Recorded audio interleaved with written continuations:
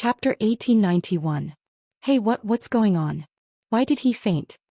Hunyuan asked anxiously. Fengjiu glanced at him and said, Don't worry, he won't die.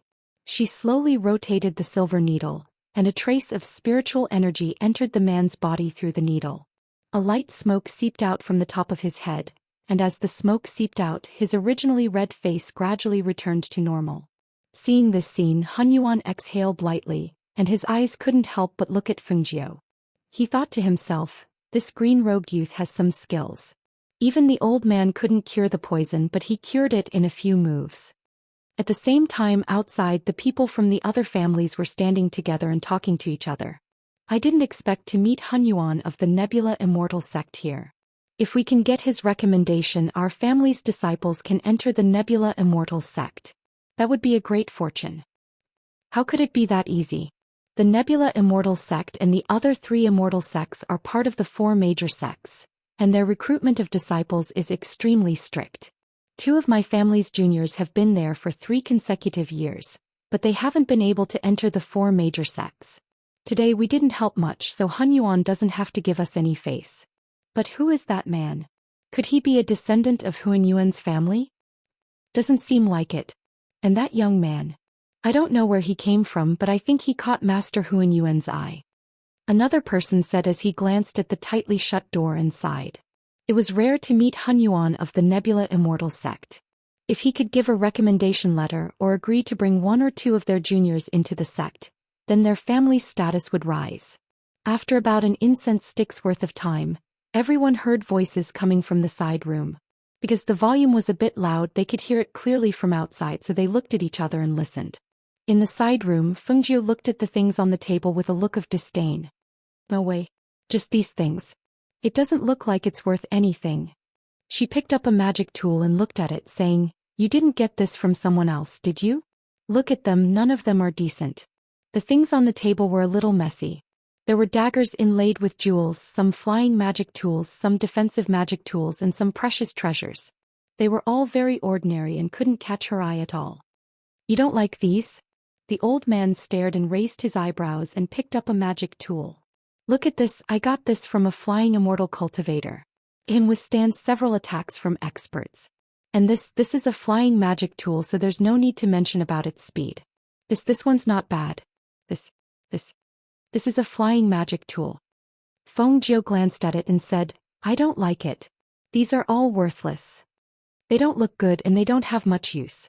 If I wanted these things, I could get more than you. Then tell me, what do you want?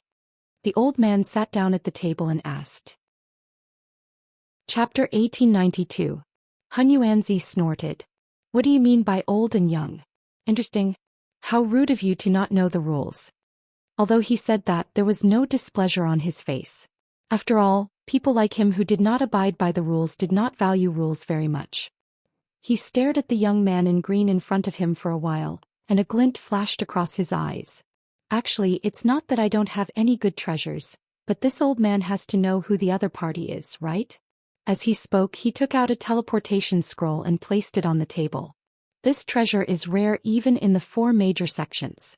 Fengjiu glanced at it and said disapprovingly, Isn't it just a teleportation scroll?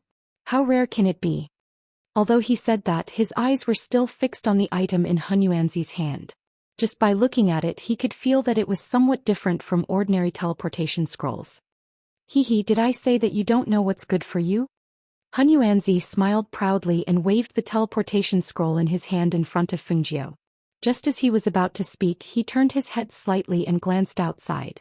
Then he casually set up a soundproof boundary. Seeing that the old man had set up a soundproof boundary, Fengjiu was slightly surprised.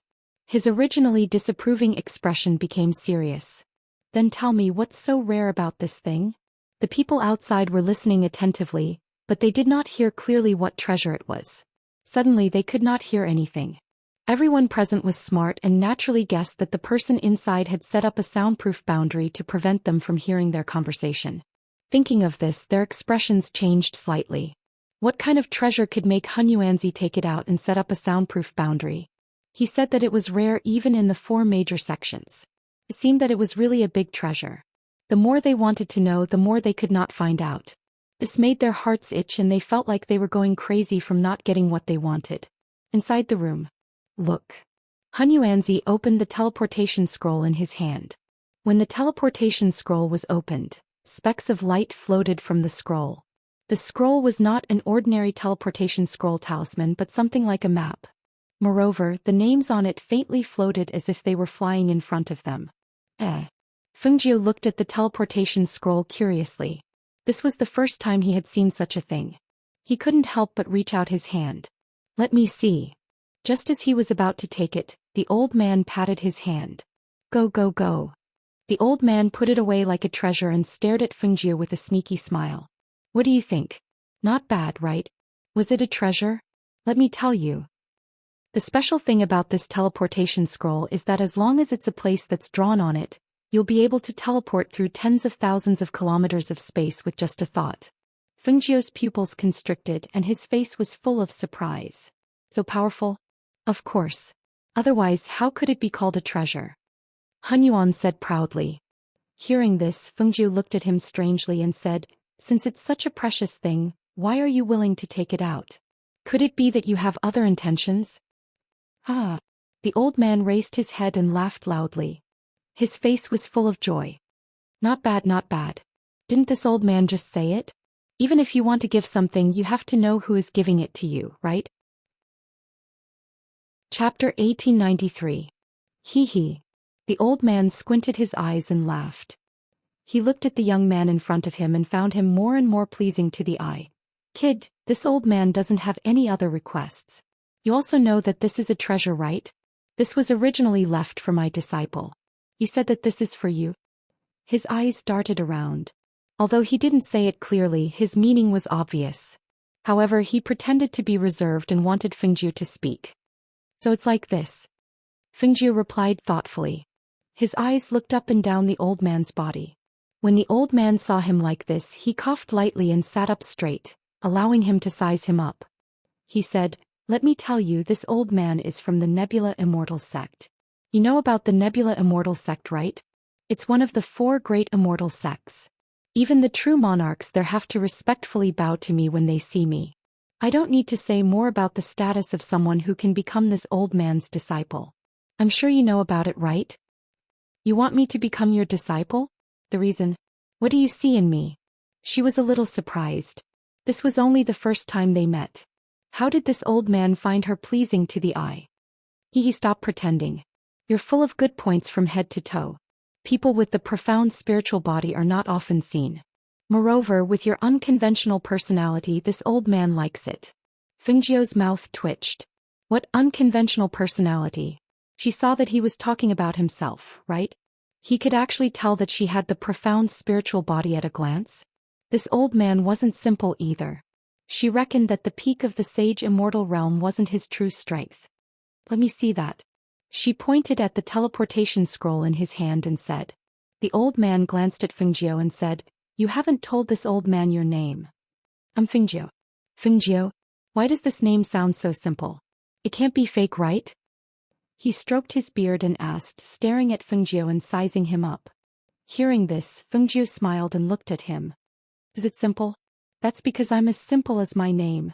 As she spoke, she stretched out her hand. Come, let me see that treasure. A crafty look flashed through her eyes, but Hunyuanzi didn't notice it. Here. Hunyuanzi didn't think too much about it and handed the teleportation scroll to him. This is called the Aurora Teleportation Scroll. You just need to inject a trace of spirit power into it. Oh, this is called the Aurora Teleportation Scroll. This name sounds different. As Fengjiu spoke, he opened the scroll and looked at it. He saw the names of cities and mountain ranges floating in the air. The scroll was like a map and every place was clearly marked. Her eyes swept across the list and landed on the name of a place. Her voice carried a trace of a smile as she said, Floating Cloud City. However, just as she finished speaking, a ray of light suddenly enveloped her. In an instant, her entire body became blurry, and she turned into a beam of light that shot into the sky with a whoosh. You stinking brat. Chapter 1894. He sat on the ground in a daze with a dumbfounded expression. He couldn't understand why a smart person like him would fall for that brat's trick. The people outside the room were also stunned because they saw a dazzling light suddenly burst out from the room. That light directly soared into the sky. When they looked through the window on the second floor, they saw that light streaking across the sky and landing in a distant place. What is that? One of them asked in a daze. An old man was startled and said, "It seems like something flew out. Should we go into the room to take a look?" A middle-aged man asked. "I don't think it's appropriate. Something doesn't seem right," the old man said as he stared at the silent room, wondering if something had happened inside. Inside the room, Han Yuanzi had a sullen expression as he muttered something under his breath. He stood up, still fuming with anger. Although Feng Jiu had helped that brat cure the effects of the pill of bliss and he had promised to give him something as a reward, when he thought about how his treasure had been cheated away just like that, and that brat hadn't even taken him as a disciple, he couldn't help but feel a little angry. He went inside and saw that the person sleeping on the bed hadn't woken up yet. He glared at him and sat down by the bed. He took out a small bottle of medicine from his pocket and opened it. He put it under his nose. A pungent smell came out and the unconscious person frowned and slowly opened his eyes. He looked at the angry Han Yuanzi sitting by the bed and didn't see the youth who helped him cure the effects of the extreme happiness. He asked, "Where's that youth?" "That brat ran away. He swindled my extreme light teleportation scroll away." When the old man said this, he couldn't help but feel wronged. He finally took a liking to someone, but he actually lied to him. It was fine if he lied to him, but he even swindled his treasure. He was already so old. Was it easy? Shu Juniwei was startled and asked, "What happened?" The youth didn't look like an evil person, nor did he look like someone who would lie. "Didn't he say that he would be rewarded after he cured you?" The old man took out a lot of things, but he didn't like them. Later I took out the Aurora transmission scroll and showed it to him. I also told him that there were a lot of benefits if he worships the old man as his master. Who knew that kid? Thinking about how that rascal had disappeared with his Aurora transportation scroll, he was furious. That rascal was talking about Fu Guang City. I must find him. I don't believe that I can't find him. Shu Juniwei was silent. It turned out that he had taken the item out to show off. This was normal. The young man had asked for a reward first before taking the item away. It wasn't a scam. He deserved it. He knew that if he hadn't helped him get rid of the poison in his body, he wouldn't know what would have happened to him.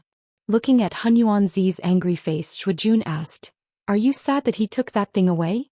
Or are you sad that he didn't acknowledge you as his master?" Han Yuanzi was taken aback. He snorted heavily and said, "Both." Chapter 1895. Han Yuanzi glared at him. "How is this old man not behaving like a teacher? Don't talk nonsense. You should know that if this old man didn't contribute the Aurora transfer scroll, you would still be in deep trouble." Shu Juniwei, who was walking out, suddenly stopped and turned back to look at Han Yuanzi. "What did you say that young man was called?" Han Yuanzi was startled by his sudden stop. After steadying himself, he said, "That stinking brat is called Feng Jiu. If you see him in the future, remember to catch him for this old man." When the two went out, the dozen or so people in front of them greeted them with surprise. Each and every one of them looked at Shu Juniwei and from time to time looked behind the two, trying to find the figure of the azure-robed young man. However, at this time the shopkeeper came up, followed by a waiter carrying something in his hand. "Sir, take a look at this compensation," the shopkeeper said carefully. When Han Yuanzi heard this, he wanted to curse a few times, but when he saw the mess of the restaurant, he pointed to Shu Juniwei and said, "Go find him, he has money." "Sir." Before he could finish, Shu Juniwei took out a small bag of gold coins and handed it to him. The shopkeeper took the gold coins and smiled, asking, "What about that azure-robed young man?" "The 2 roasted chickens he asked for are already ready." When Han Yuanzi heard this, his eyebrows rose and his eyes widened. He snatched the roasted chicken from the waiter's hand.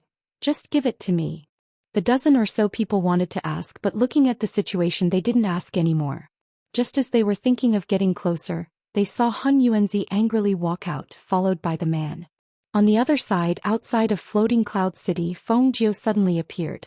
Her whole body spun a few times on the ground before she was able to stabilize her footing. After standing firm, she let out a sigh of relief and looked down at the transmission scroll in her hand. She couldn't help smiling. "Tige, what a treasure." She held the teleportation scroll and looked at it carefully. When she saw the names of the places floating on it, she couldn't help but grin. However, all of a sudden she felt a pair of eyes on her. Thus, she raised her head and looked at them. Following their gazes, she noticed that there were two middle-aged men staring at her. To be precise, they were staring at the Aurora teleportation scroll in her hand. Seeing this, she rolled up the Aurora transportation scroll in her hand and kept it in her space. Then she looked at the city gate master. When she saw the words Fu Guang City, she couldn't help but smile. He didn't expect to arrive here so quickly. He just didn't know if the others would be able to reach the place they had agreed to meet in 3 days. She straightened her robes and walked towards the city gate with a natural expression. Even so, she still attracted the attention of some people. After all, she was outside the city gate and her sudden appearance would naturally attract some attention. As a matter of fact, before he even reached the city gate, he was already stopped by someone. This little brother. A middle-aged man called out, his gaze falling on Fengjiu. Fengjiu ignored him and continued walking towards the city gate. However, just as she was about to pass through the city gate, the person who had called out to her caught up with her and blocked her way. This little brother. The middle-aged man stood in front of Fengjiu with a smile. Chapter 1896. Haha, little brother, are you from out of town? Do you want to enter the city? I wonder if it's convenient for us to speak a few words? The middle-aged man asked as he looked at the azure-robed youth in front of him. It's not convenient, I'm busy, Fengjiu said as she walked past him. The middle-aged man didn't stop her and just stared at Fengjiu, who was walking inside, before continuing to walk forward. After entering the city, Fengjiu didn't stop. The place she had agreed to meet with them wasn't Floating Cloud City, but a town below it. From here it wouldn't take more than half a day to reach. She just didn't know if the others had arrived or not. After entering the city, she continued to walk through the streets, squeezing through the crowds. She didn't need to turn her head to feel that someone was following her, one in the light, one in the dark. The corners of her lips curled up slightly, revealing a smile. Along the way, when she passed by a wine shop, she took out a wine gourd from her space and filled it with wine. She drank as she walked, leisurely and contented. The two people following her had been paying attention to the azure-robed figure in front of them. The scene outside the city gate, others didn't notice, but they did. The youth had suddenly appeared using a transmission scroll, but ordinary transmission scrolls didn't have that kind of light. It was clear that the thing he had was extraordinary. However, even though he had a treasure, this youth's strength was only at the peak of Foundation establishment. Such a person didn't need to talk about stealing his treasure. Even if they wanted to take his life, it would be easy. In particular, this youth didn't have the slightest bit of vigilance. They had been following behind him all the way, but he didn't even turn his head to pay attention. It was clear that if he had such a treasure, even if they didn't steal it, it would have been taken away by someone else. On the mountain road, under a tree, Fengjiu was drinking wine and humming a tune. She leaned against the tree and rested with her eyes half closed, giving the people following her an opportunity. She held the wine in her arms and narrowed her eyes, looking as if she had fallen asleep. At this time, not far away, two people came out from behind. The two people looked at each other and saw the greed in each other's eyes. That thing is mine, I advise you to leave, a middle-aged man said as he stared at the other man. The two of them were equally matched in strength. If they really fought over it, it was hard to say who would get the item. Pfft. The other person sneered. You? As soon as his voice fell, he suddenly rushed forward and attacked the green-clothed youth under the tree in front of him at an extremely fast speed. The item was with that young man. As long as he got it, he didn't believe that person would be able to catch up to him. When the other person saw this, he cursed and also rushed forward. His target was the young man under the tree. But who knew that just as the two of them were about to reach out to attack, the youth who had his eyes closed as if he was drunk suddenly opened his eyes. He even grinned at them, giving the two of them a fright. By the time they wanted to pull back, it was already too late. The young man suddenly reached out and grabbed their feet, pulling them down and lifting them up at the same time. He pulled out their belts and tied their feet together, hanging them upside down on the tree. Hiss. Chapter 1897. What shocked the two of them the most was that the young man was smiling at them with his eyes narrowed. He was holding 2 silver needles in his hand. Looking at the cold light on the 2 silver needles, the two of them couldn't help but shiver. Little brother, what are you trying to do? one of the middle-aged men said as he looked at the young man with an evil smile. His scalp went numb. Fengjiu played with the 2 silver needles in his hand and smiled at the 2 men. I see that you're tired from following me all the way here, so I'll let them rest on the tree. As he spoke, he pierced the 2 silver needles into their acupuncture points. Hiss. The 2 men gasped and felt their bodies suddenly go limp. Following that, their spiritual energy disappeared without a trace.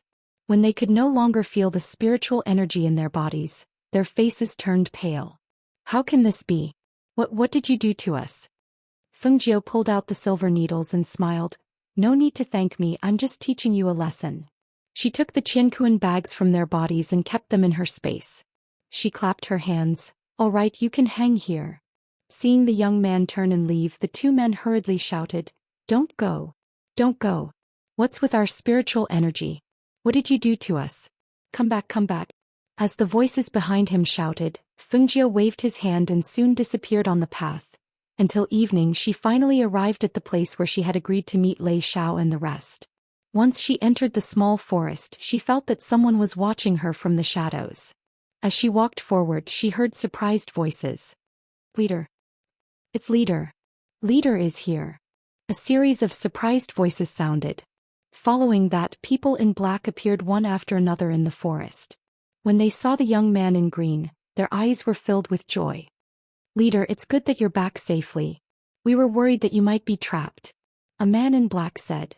It's just that we were delayed by some matters on the way here. Alright, is everyone here? She asked, her gaze sweeping over the crowd. The number of people didn't seem right. There's still one team that hasn't arrived, but they'll only arrive tomorrow. It should be fine. Lei Xiao walked out and said, "'S good." She nodded and followed them to the small forest to sit down. She asked, "Did they all arrive today?" "Yes, we also just arrived," Suzanne said. At this time, everyone took off their masks, revealing their original faces. She thought for a moment and said, "How about this? Tell a few of them to follow me into the city to buy some daily necessities.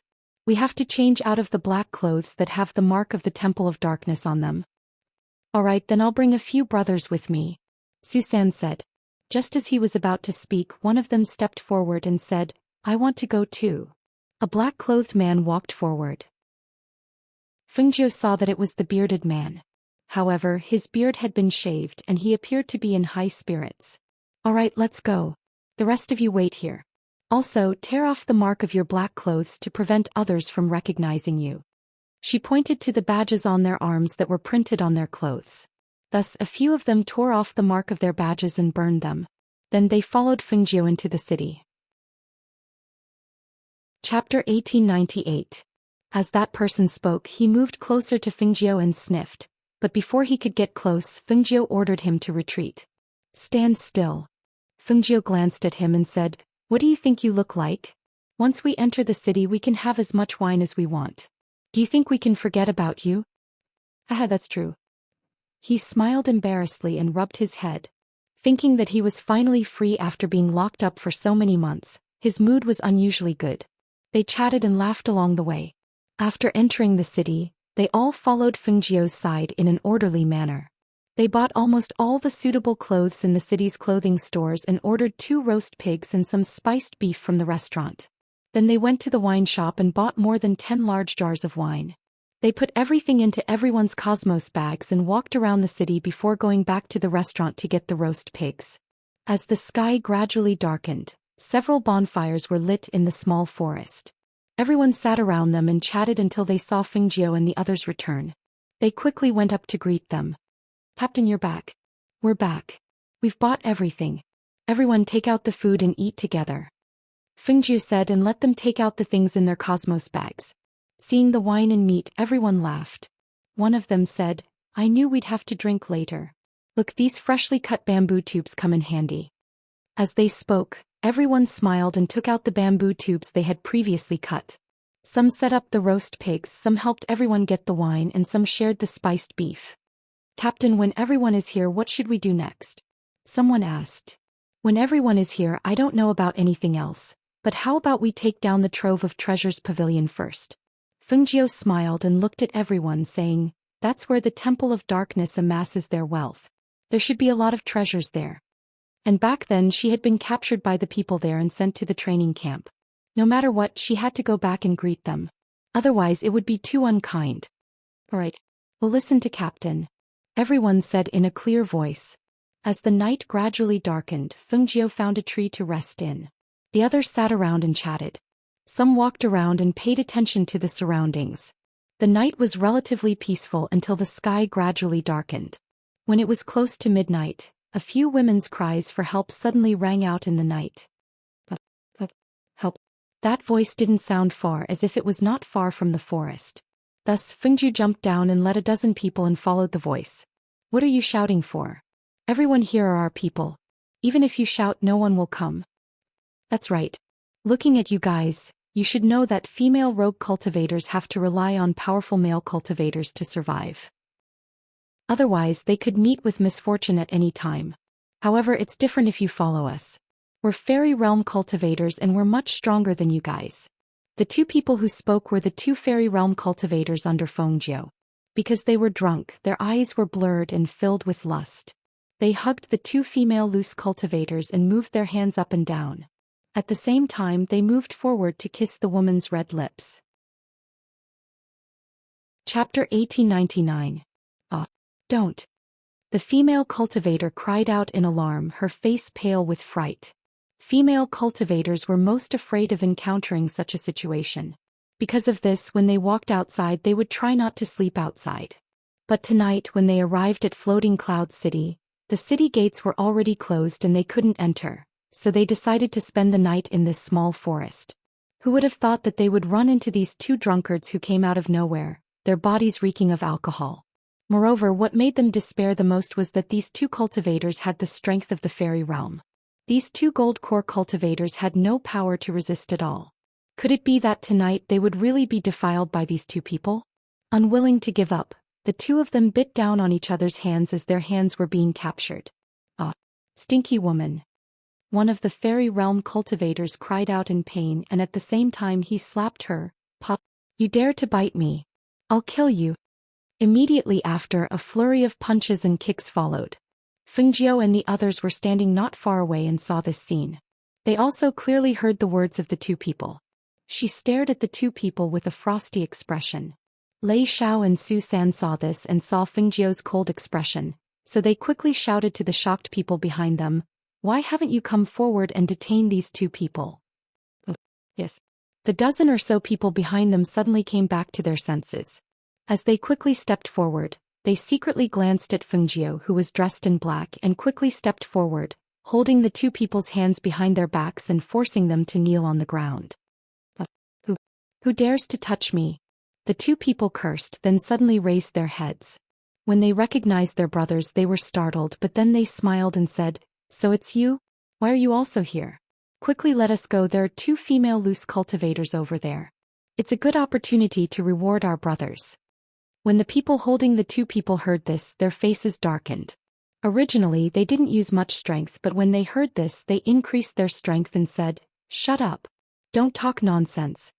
At this moment, they didn't even dare to raise their heads to look at their captain. They didn't even need to look to know how ugly their captain's expression was. The two female cultivators fell to the ground. Seeing the two people being restrained by the masked men, their eyes were still filled with shock. They looked at the green-clothed youth standing there with a frosty expression, and their hearts inexplicably settled. Perhaps feeling that the atmosphere was not right, the two of them looked back. When they saw the green figure standing not far away, they laughed and said, "So it's Captain. Captain is also here. Could it be that you've also taken a fancy to those two beauties? Take him back." Fengjiu did not walk over. Instead, he turned around and walked back. They escorted the two men back and brought the two women to the bonfire. When they arrived at the bonfire, the two women were startled when they saw the masked men around the bonfire. There were actually so many black-clothed men here. Could he be from some organization? They tried to distinguish their origins from their clothes, but they saw that their sleeves were torn, so they couldn't tell where they came from. Captain, what's going on? Chapter 1900. What are you doing? The two of them roared angrily and glared fiercely at Fengjiu, who was standing in front of them with a cold expression. "Who do you think you are? What right do you have to treat us like this? Fengjiu looked at them coldly but did not speak to them. Instead she looked at the crowd around her and said, "Back then I gave you a chance to leave but you chose to stay. I also told you about my rules. If you break my rules I will not let you off easily." Her voice was neither fast nor slow. However, when the crowd heard her, they felt a cold aura sweep across their hearts. The murderous intent that could not be ignored was also clear, causing them to tremble in fear. "Leader, we will never dare to forget your words. From the moment we decided to follow you, we are your people." The crowd's voices were clear and solemn. At this moment, the two people who were forced to kneel on the ground were slightly startled, as if they had thought of something. They lowered their heads for a moment, but in the next moment they raised their heads again, their eyes filled with hatred. "We said that we would follow you. So what? You're just toying with two women. Is it that serious? You're the weakest among us. You're only at the peak of the nascent soul stage. What right do you have to control us, fairy realm powerhouses?" When the crowd heard this, they frowned under their masks. "Are these two people trying to court death? Let them go," Fengjiu said to the cultivators who were holding the two people captive. As soon as she finished speaking, the cultivators who were holding the two people released their hands and retreated to the side. When the two people regained their freedom and stood up, they saw a green figure flashing in front of them and waving a fist towards them. The two of them looked at each other and gritted their teeth. They wanted to teach him a lesson so that he would not think that they, as fairy realm powerhouses, had to listen to him. However, even if the two of them joined forces, their speed and strength were too weak. They could not be compared to Fengjiu at all. When she waved her fist, it hit one of the fairy realm powerhouses. Bang! Crack! A heavy punch landed and the sound of his sternum breaking could be heard. The fairy realm cultivator cried out in pain and his entire body bent over. When he spat out a mouthful of blood, he spat out a mouthful of blood. Whoosh! Bang! Crack! Hiss! Fengjiu raised her foot and kicked the other man's leg. That man gasped and fell to his knees. Fengjiu raised her foot and kicked, breaking the other man's leg. Everyone's eyes flickered as they watched. They already knew that their captain was very powerful. This time when they saw him fight, the speed and strength of his attacks made them very suspicious. Was he really just a nascent soul cultivator? That day they had left early and did not see the battle between him and the people from the Temple of Darkness. All this time they had not been able to figure out his cultivation level, but they were sure that his strength was definitely not at the peak of the nascent soul realm. Bang! Ah! The two figures were kicked high into the air. After hitting the branches above, they fell heavily to the ground. They lay on the ground and groaned, unable to get up for a long time. Chapter 1901. Are cultivators of the fairy realm considered powerful? Fengjiu looked at the two men lying on the ground and asked, "You're already so proud with your current strength? Are you allowed to do evil now? Are you allowed to be arrogant now?" She interrogated them again and again, causing the two men to be speechless. She did not know if they were speechless from shame or because they were beaten to the point that they could not speak. They only knew that they were lying on the ground with their heads lowered, their bodies twitching slightly. Fengjiu stared at the two men, then looked away indifferently. His voice was cold as he said, "Lei Shao, kill them." When he said this, the two men on the ground were finally shocked. They raised their heads abruptly, their eyes filled with panic. At this moment they knew that their captain was serious. "Captain, no captain, don't kill us." When Lei Shao heard Fengjiu's words, he did not hesitate at all. He strode forward to the two men and grabbed their throats with one hand and supported their heads with the other. In the next moment he twisted his hand forcefully. Crack! With a crack, the man did not even have the chance to scream before he died. The other man was the same. He did not even have time to beg for mercy before he died in Lei Xiao's hands. When the surrounding people saw this scene, they were all silent. They felt that it was only natural. At the same time they were alarmed. The fate of these two men would always remind them of the consequences of breaking the rules. Fengjiu turned around and looked at the crowd. "I hope that all of you will remember what happened today and remember what you should not do. If you break my rules, you will be punished no matter how far away you are." "Yes, Captain, don't worry. We will not let you down," the crowd said in unison. Fengjiu nodded and looked at the two women beside him. He then said, "You can rest here for the night and leave tomorrow morning." "Thank you, young master."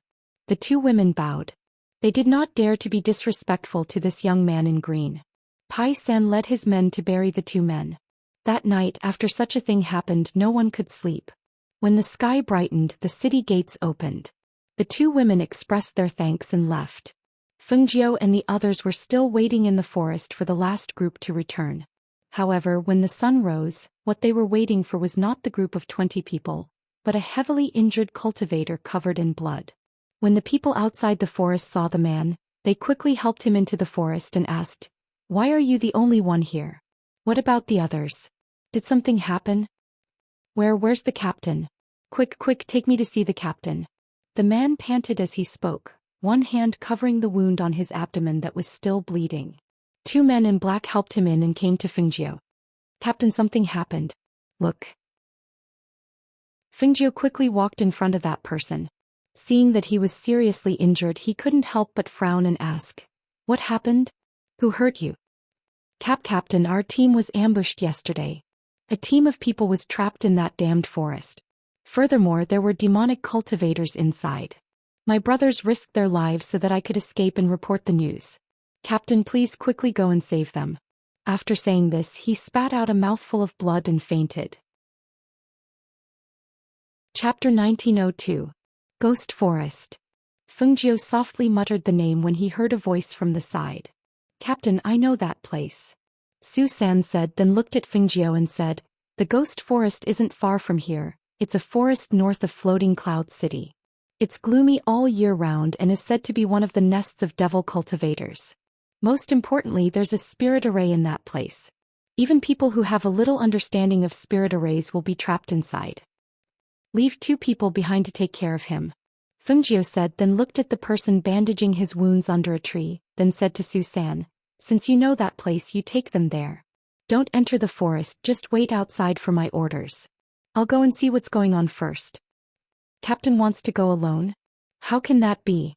Several of them said in unison, "No matter what, you should at least take a few people with you.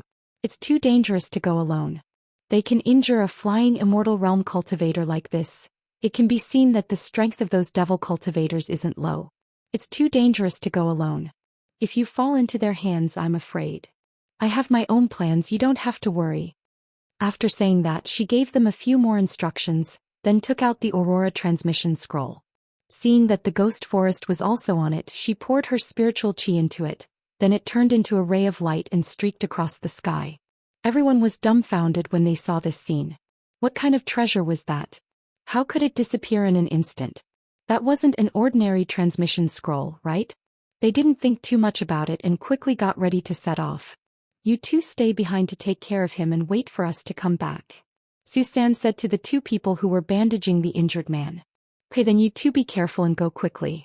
Don't let Captain wait for too long." The 2 said, "Understood," Su San replied, then looked at Lei Xiao. After the 2 nodded, they quickly led their people away on their flying swords. On the other side, in the ghost forest north of Floating Cloud City, Fengjiu suddenly appeared in the forest. As soon as he appeared, he felt a gloomy aura and a faint smell of blood permeating the air. From the faint smell of blood, he could tell that many people had died in this forest. Ordinary cultivators wouldn't come to a place like this. The only ones who could stand in this place were probably those evil things and devil cultivators. She didn't know where to start in such a large forest. Thus she stood there quietly and closed her eyes. At the same time, she released her divine sense. After a while, she found the location of number 1 and the others. She took a deep breath and walked towards that place. After walking for a while, she saw that the surrounding trees began to move. One by one they moved, making it difficult for her to tell the direction. Petty tricks. Fengjiu snorted and waved his hand. A flame shot out and turned into a fire snake that coiled around the trees. The flame burned along the tree trunks. Not long after, the moving things were burned to ashes. Chapter 1903. I'm afraid we can't get out. Those demonic cultivators are deliberately trying to exhaust us to death. They don't even need to do anything here. I'm afraid it'll be difficult for us to survive. A man in black said as he sat up and looked at the endless desert in front of him. He sighed softly. I didn't expect this illusion array to be so powerful. This is the first time I've encountered such an illusion array. I'm afraid that even the captain can't enter this place and save us. Hearing this, number one stood up and said to everyone, "We can't just sit here and wait for death. We've rested for a while. Everyone get up. We'll definitely find where the life gate is." But none of us are proficient in formations. Have you forgotten that we accidentally barged into a few death gates and got ourselves injured? We almost died here. Furthermore, the direction in here keeps changing. We originally had no way to find it. So what? It's better than waiting for death here, right? Hearing this, everyone fell silent for a moment. Then one by one they stood up. Alright, let's search. Even if we die from an attack, it's better than waiting for death here. Thus, everyone once again searched for the life gate. They walked in this illusion array and groped around. Every step they took was very careful. The scenery in front of them also changed according to the changes in the illusion array. The wind and sand flew and the sun shone brightly, making it difficult for them to move. "Look, there's a rock over there," a man in black said as he pointed at a large rock not far away. In this illusion array, anything could be the key to breaking the illusion array. "Let's go take a look." As everyone spoke, they quickly walked forward. When they arrived, they surrounded the rock and looked at it. Then they discussed, "Let's move it and take a look. If it's not the life gate, I'm afraid it'll be dangerous again." "Alright, let's move it." As everyone spoke, one of them went forward to move the rock. The moment the rock moved, a dark and eerie hole suddenly appeared under their feet. The people standing there were caught off guard and fell into it. When number one saw the sharp blades pointing upwards, he couldn't help but be shocked. He quickly took out a magic tool and threw it downwards. Just as the magic tool became bigger, the people above also fell down one after another. They all fell onto the magic tool. Everyone cried out in alarm and came back to their senses. A sense of lingering fear emerged in their hearts. We really made a trip to the gates of death. If it wasn't for number one's magic tool, I'm afraid we would have all been turned into hedgehogs. However, at this moment the sound of a metal object colliding was heard. Everyone raised their heads to look and saw that the cave entrance was covered by a black iron cover. At the same time, loud laughter was heard. "Look, these bastards jumped into the hole one by one. Didn't I tell you? We don't even need to do anything to deal with them." "Ah, that's right. However, these people have fallen into our hands. No matter what, we have to play with them." "How do you want to play?" More than 10 demonic cultivators surrounded them and stared at the people in the hole. They laughed sinisterly and proudly. "Why don't we pour some oil on them and burn them to death? Or would it be better to pour some water down here and watch them drown?" When number one heard this, he looked around and said, "I'll go up on my flying magic tool. You guys try to cut open that black iron cover or push it away." Chapter 1904. "Ha, you want to come up? Let's see if you have the ability." Laughter could be heard from above. Then some oil was poured into the cave. The oil splashed down and landed on their bodies. It was a little pungent. Then a few balls of fire flew in. Without needing to speak, the people inside worked together to extinguish the flames. However, no matter how fast they extinguished the flames, there were still tongues of fire that reached the oil. In an instant the oil was set ablaze. Ah! One of them was on fire. The scorching heat made him cry out in surprise. The people beside him quickly shouted, "Take off your clothes." Seeing the people below on fire, the devil cultivators above laughed loudly. "Look at them. How interesting." Just as they finished laughing, a cold voice suddenly came from behind them. "Is it very interesting? Why don't you go down and try?" When the voice suddenly came out, the devil cultivators above were shocked. They quickly turned around and saw a green figure rushing up. Before they could even see his face clearly, one of them had a cut on his throat. Blood spurted out and he fell to the ground, twitching. "Damn it! Where did this brat come from? Kill him." Another person cursed angrily and attacked with his sword. However, before he could get close, he was sent flying with a kick. Feng Jiao took out her Qingfeng sword when she saw the iron barrier that covered the entrance of the cave. A sharp sword chi shot out with a swish and a green streak of light flew out. With a swish, the iron barrier was sliced into two. She walked forward and saw that the people below were looking up. When they saw that it was her, their faces were filled with surprise. "Captain!" At this moment, everyone's hearts were filled with excitement. They had never thought that their captain would come so quickly. Moreover, it was when their lives were hanging by a thread. Their hearts, which had originally given up all hope, could not help but be pleasantly surprised, excited and shocked when they saw that handsome face. "Come up quickly." As Fengjiu spoke, she turned around and glanced at the devil cultivators holding long swords. She saw that they were also at the fairy realm. The only difference was that there were more devil cultivators who were at their peak. Furthermore, to be able to set up such an exquisite formation in this forest, it seemed that there were people who were extremely proficient in formations. The ancient divine sword, Qingfeng sword? The devil cultivators were also knowledgeable. At this moment, they saw that the black iron shield was easily cut open by the sword in the green-robed youth's hand. They also saw that the sword was emitting a green light. How could they not know that it was the ancient divine sword, Qingfeng sword? "Kill him. Take his life and hand it over to the demon's supremacy. We will definitely reward you." One of them shouted. His eyes were filled with greed. Such an ancient divine sword should fall into their hands. He believed that as long as they handed over this sword, they would definitely receive great benefits. "You want my Qingfeng sword? That will depend on your abilities." Fengjiu's lips curled into a cold smile. She turned the Qingfeng sword in her hand and green sword flowers shot out towards the devil cultivators. The green sword flowers were like green bamboo leaves at this moment, sharp and terrifying. Every sword flower carried the power of a peak fairy sage and killing intent. They were as fast as the speed of light. Ah. Damn it. He's actually a fairy sage expert. Chapter 1905. The demon cultivators who were trying to escape felt as if there was a huge mountain pressing down on their heads, causing them to be unable to breathe properly. Their blood and qi surged within their bodies. Then their legs gave way and they fell to the ground, unable to stand up. They groaned and tried to break free from the pressure and stand up. However, before the pressure from the peak of the celestial sage realm could be lifted, they felt as if they were being pressed down by an invisible mountain, unable to move. When number one and the others escaped from below, they saw that the dozen or so devil cultivators had all fallen to the ground. Moreover, there was a powerful airflow surging in the air. None of them could stand up and some of them even spat out blood. Immediately after, they saw the green sword in the captain's hand turn, and a cold light shot out. With a swoosh, those people were cut in half. Mournful screams rang out in the forest as if they had broken through the sky. They were extremely sharp and ear-piercing. As more than a dozen people died, the smell of blood in the air became extremely thick, causing people to have a nauseating feeling. When number one and the rest saw this scene, they were shocked. Their hearts skipped a beat as they looked at the young man who was standing at the side with a calm expression. They could only feel a wave of shock in their hearts.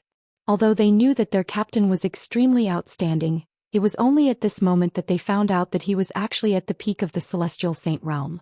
Moreover, he even had the ancient divine sword, Qingfeng, in his hand, which allowed him to easily kill more than a dozen fairy realm experts. Such shocking power and such clean and efficient methods really shocked them. "Take their things and look through them. See if there are any books on formations among them," Fengjiu said as he looked at the group of people who were in a sorry state. Yes. Everyone came back to their senses and hurriedly went forward to take the cosmos bags and interspatial rings from the devil cultivators. They rummaged through them and finally found a worn-out ancient book on formations in one of the devil cultivators' interspatial rings. "Captain, there really is one." One of the black-robed men handed the ancient book on formations to Fengjiu. Fengjiu glanced at it and took it. Then he said to them, "You can divide the other things among yourselves. Also treat your wounds and follow me out." "Yes. Thank you, Captain." Everyone agreed and thanked him happily. After all, these demonic cultivators had a lot of things on them. After their wounds were bandaged, Fengjiu passed them some water and let them drink a few mouthfuls before leading them out of the forest. Following behind Fengjiu, everyone's gazes were filled with curiosity. They watched as their captain casually walked through the formations like it was his own backyard. He easily avoided the formations and led them out of the forest. They couldn't help but feel curious. What was the origin of the captain? Did he sneak into the Temple of Darkness himself? With such strength and ability, it could be seen that his background was definitely not low. Lei Xiao, Su San and the others hurriedly arrived outside the ghost forest. They kept looking around, wondering if they should go in and take a look. Then they saw familiar figures walking out. "Look. They're out." Someone shouted in surprise. Chapter 1906. I'm fine, Fengjiu said and looked at number 1 and the others. Give them something to eat. Lei Xiao and the others responded and handed them water and meat. Eat some to replenish your strength. How are your injuries? Do you need to bandage them again? No need, they're just minor injuries. They shook their heads and took the water and meat to eat. Captain, is number 37 okay? Number 1 asked. He was asking about the person who escaped to ask for help. He's seriously injured and ran back to report. He fainted after saying that, but don't worry, 2 people stayed behind to take care of him. Fengjiu said and sat down. He took out the ancient book on formations and flipped through it. He roughly looked at the formations in it and put it away. He was going to give this book to Du Fan and let him study it. He believed that it could improve his formation skills again. After the group rested for a while, they went back again. About 2 hours later, they returned to the small forest and met up with the other 3. After everyone had arrived, Fengjiu changed the injured people into normal clothes and asked them to go to the Trove of Treasures building to find a courtyard to stay in and heal their injuries first. The other team went directly to the Trove of Treasures building to inquire about the good news and wait for orders before taking action. She used the Aurora transportation scroll to go back to Elder Tan's place to take a look. Therefore, in the evening when the sky was getting dark, Fengjiu entered the town and went to the market. She bought 2 caddies of spiced beef and a jar of wine and went to Elder Tan's courtyard. When she arrived at the courtyard, there was no one inside. Therefore, she put the things on the table and found 2 wine bowls. When she was done, she saw Elder Tan push the door open and come in. When he saw Fengjiu sitting in the courtyard, he was stunned. Grandpa Tan, you're here? I bought spiced beef and wine. Come and try it. Fengjiu smiled and sat down at the table. At the same time, she poured wine into the wine bowl. Elder Tan, who came back to his senses, was stunned. He put down the things and walked forward. After sitting down at the table, he stared at Fengjiu. You're okay? How did you get out? He could still get out after entering that place. It was not simple. I already said that I'll be fine. Fengjiu squinted her eyes and said, I left after I was done there. By the way, I brought out all the people who were caught with me and destroyed their territory. Elder Tan was speechless when he heard this. He stared at him speechlessly. Come, let's not talk about that. Try this wine. She gestured and took a sip. Elder Tan calmed down and picked up his wine to suppress his shock. Regardless of whether it was true or not, to be able to sit here and say these words, it seemed that there should be some truth to it. However, this side had not received such news yet. The people from the Endless Treasures Pavilion probably didn't know about it yet, right? Since you left, why did you still come back here? What else do you want to do? He couldn't be thinking of making a move against the Endless Treasures Pavilion, right? When this thought appeared, Elder Tan was shocked. Didn't I want to come back to see you so that you won't keep worrying? Besides, I still have some things to deal with here, so I came back. After I'm done, I'll be leaving. I don't think we'll have a chance to see each other again. Chapter 1907. Elder Tan drank another mouthful of wine to suppress his shock as he sized up the youth in front of him. Even he couldn't tell his cultivation level, so just how strong was he? To be able to come out of that place alive, it was obvious that he wasn't an ordinary person. He really didn't think that he would have misjudged him. When he first saw him, he thought that this youth looked simple and honest, so he helped him. Now that he thought about it, if he hadn't brought him in, he probably would have had the ability to go in by himself, right? The 2 of them drank wine and ate meat in the courtyard but didn't chat much. When the sky darkened, she said to Elder Tan, I'm leaving. I'm going out for a stroll. She wanted to go out and gather information and wait for the next move. Elder Tan looked at her and only nodded, saying, Be careful. Then he turned and went into the room. Fengjiu smiled, then stepped out of the courtyard, closing the door behind her, and walked into the night market. At this moment, in another part of the Temple of Dark Night, a masked man held a portrait in his hand and looked at it. When he saw the beautiful woman in the portrait, he narrowed his eyes and murmured in a low voice. Is this your true appearance, Fengjiu? You really are peerless and unparalleled in your generation. I really didn't think that I would be defeated by a woman one day. He looked at the woman's crafty and clear eyes in the portrait as if she was mocking him. He tugged at the corner of his mouth, revealing a smile. His finger brushed across the woman's face in the portrait, brushing past the confidence between the beautiful woman's brows. then landing on the slightly raised corners of her lips, revealing a demonic smile. "You're indeed extraordinary, extraordinary. Tell me, how should I repay you?" He murmured softly, his deep eyes seeming to be deep in thought, thinking of a way to deal with her. On the other side, Xianyuan Mose stood in a courtyard with his hands behind his back. He looked at the horizon, his brows slightly furrowed. He hadn't heard from Fengjiu for so long. Where did she go? Calculating the time, he had already been here for quite some time. He had also asked his subordinates to inquire about her whereabouts, but they were still fruitless. Even Murong Yixian, who had brought her over, didn't know where she had gone. At this moment, Hui Lang ran in excitedly. "Master, master! There's news about the ghost doctor." Hearing this, Xianyuan Mose immediately turned his head, and a light flashed across his deep eyes. "She appeared? Where is it?" In his tone, there was an eagerness and joy that even he himself did not notice. The ghost doctor should have snuck into the Temple of Dark Night. The latest news is that the Temple of Dark Night's headquarters has been turned upside down. Moreover, there are many large craters caused by the explosion of fire cylinders at the scene. There are countless casualties and it's a complete mess, Hui Lang said excitedly. His eyes were filled with admiration. "I knew that the ghost doctor was very powerful. There hasn't been any news for such a long time. Once there's news, it's earth-shattering. This news hasn't spread yet. It's only because our people over there noticed it that they investigated it and reported it back." "Speak clearly. How is she? Where is she now?"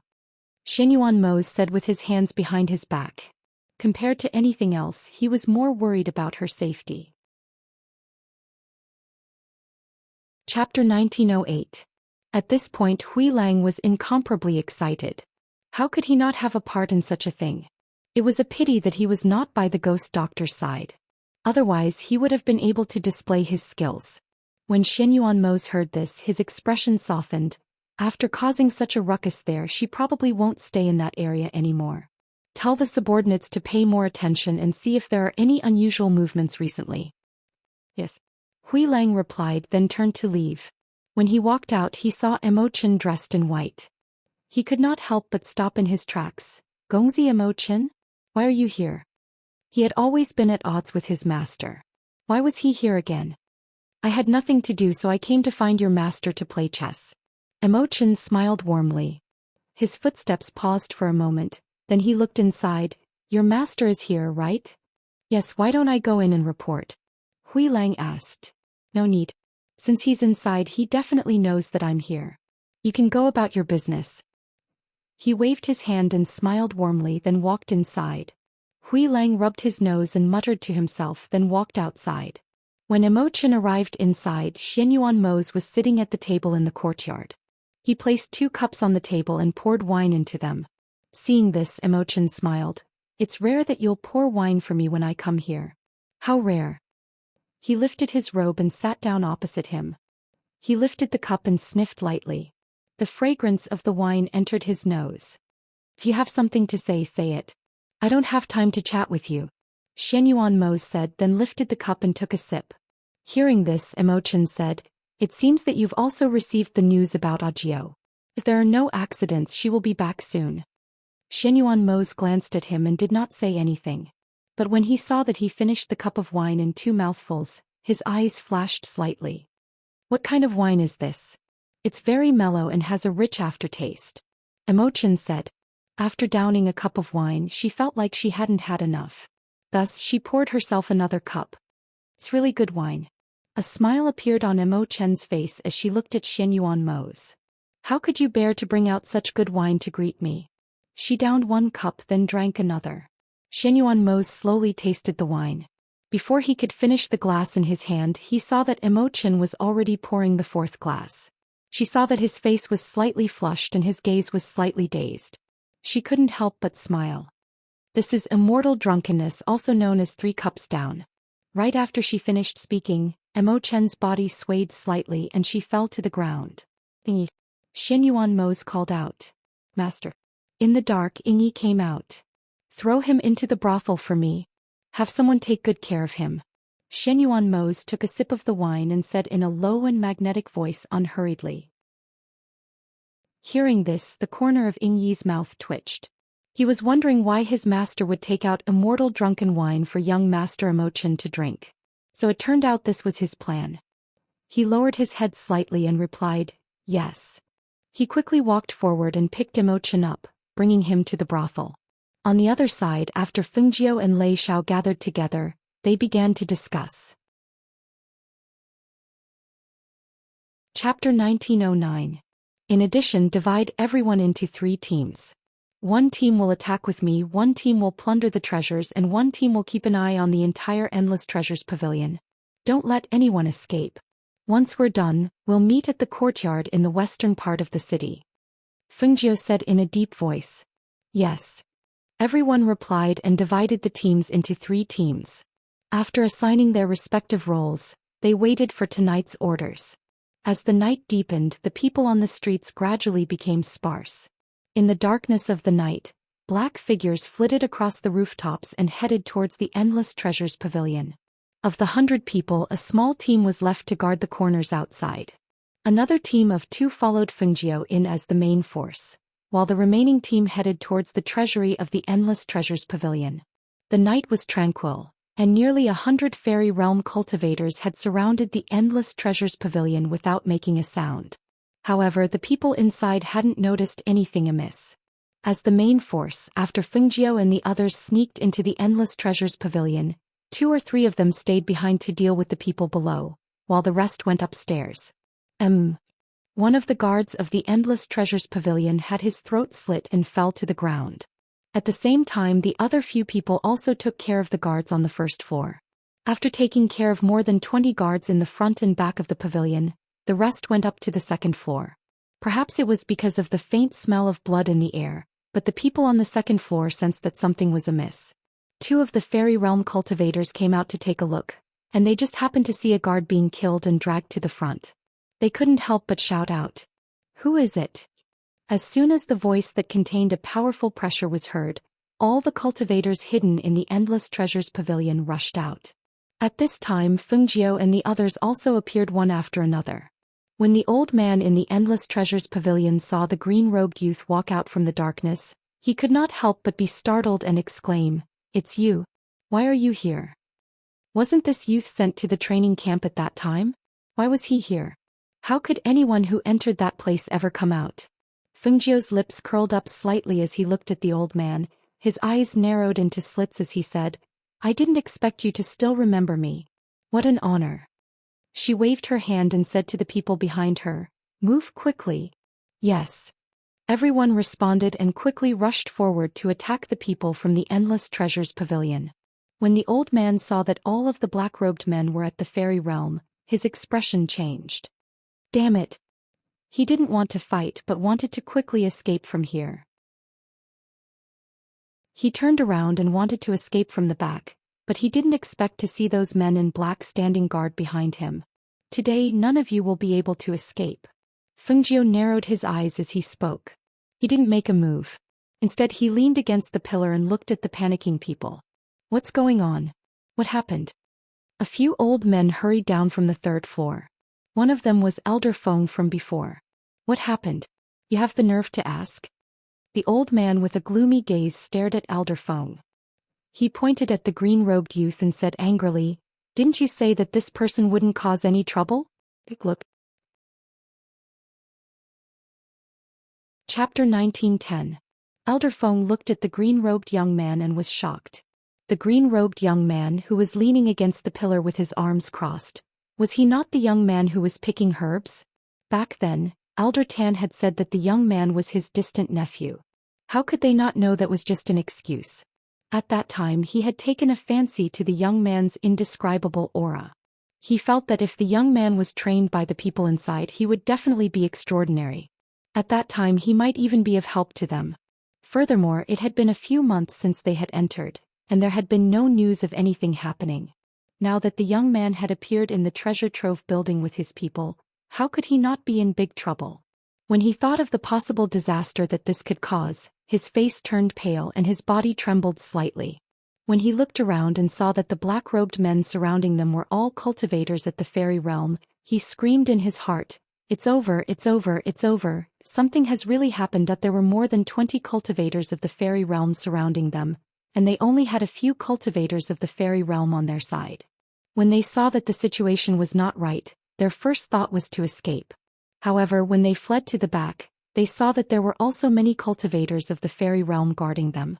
There was nowhere for them to run. What do you want? Elder Feng and the others shouted angrily, glaring fiercely at the green-robed young man who was walking slowly towards them. Of course, I want to return the favor. You've given me such a big gift, how can I not return the favor? Fengjiu chuckled and looked at them saying, Oh right, you must not know. The headquarters of the Temple of the Dark Knight has been destroyed by us. It looks like you haven't received the news yet. Well, if you had received the news, why would you still be here and not leave without taking any precautions? When the old men heard this, they widened their eyes in disbelief. What did you say? What do you mean by that? You destroyed the headquarters of the Temple of the Dark Knight? How is that possible? That was simply impossible. There were so many strong cultivators guarding the headquarters. How could it be destroyed so easily? Furthermore, they had not received any news at all. This could not be true. However, although they thought this, another thought surfaced in their minds. If it wasn't true, how could the green-robed young man escape? If it wasn't true, why would they dare to attack the treasure trove building like this? But just as they were in shock, one of the cultivators of the fairy realm was surrounded by them.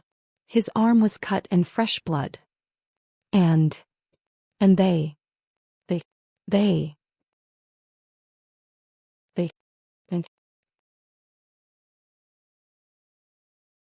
Chapter 1911. Just as Fengjiu finished speaking, Lei Xiao and the rest instantly attacked. More than 10 people surrounded those people and began to fight.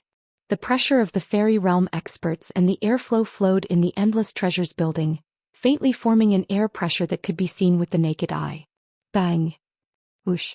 Ah! The sound of battle rang out.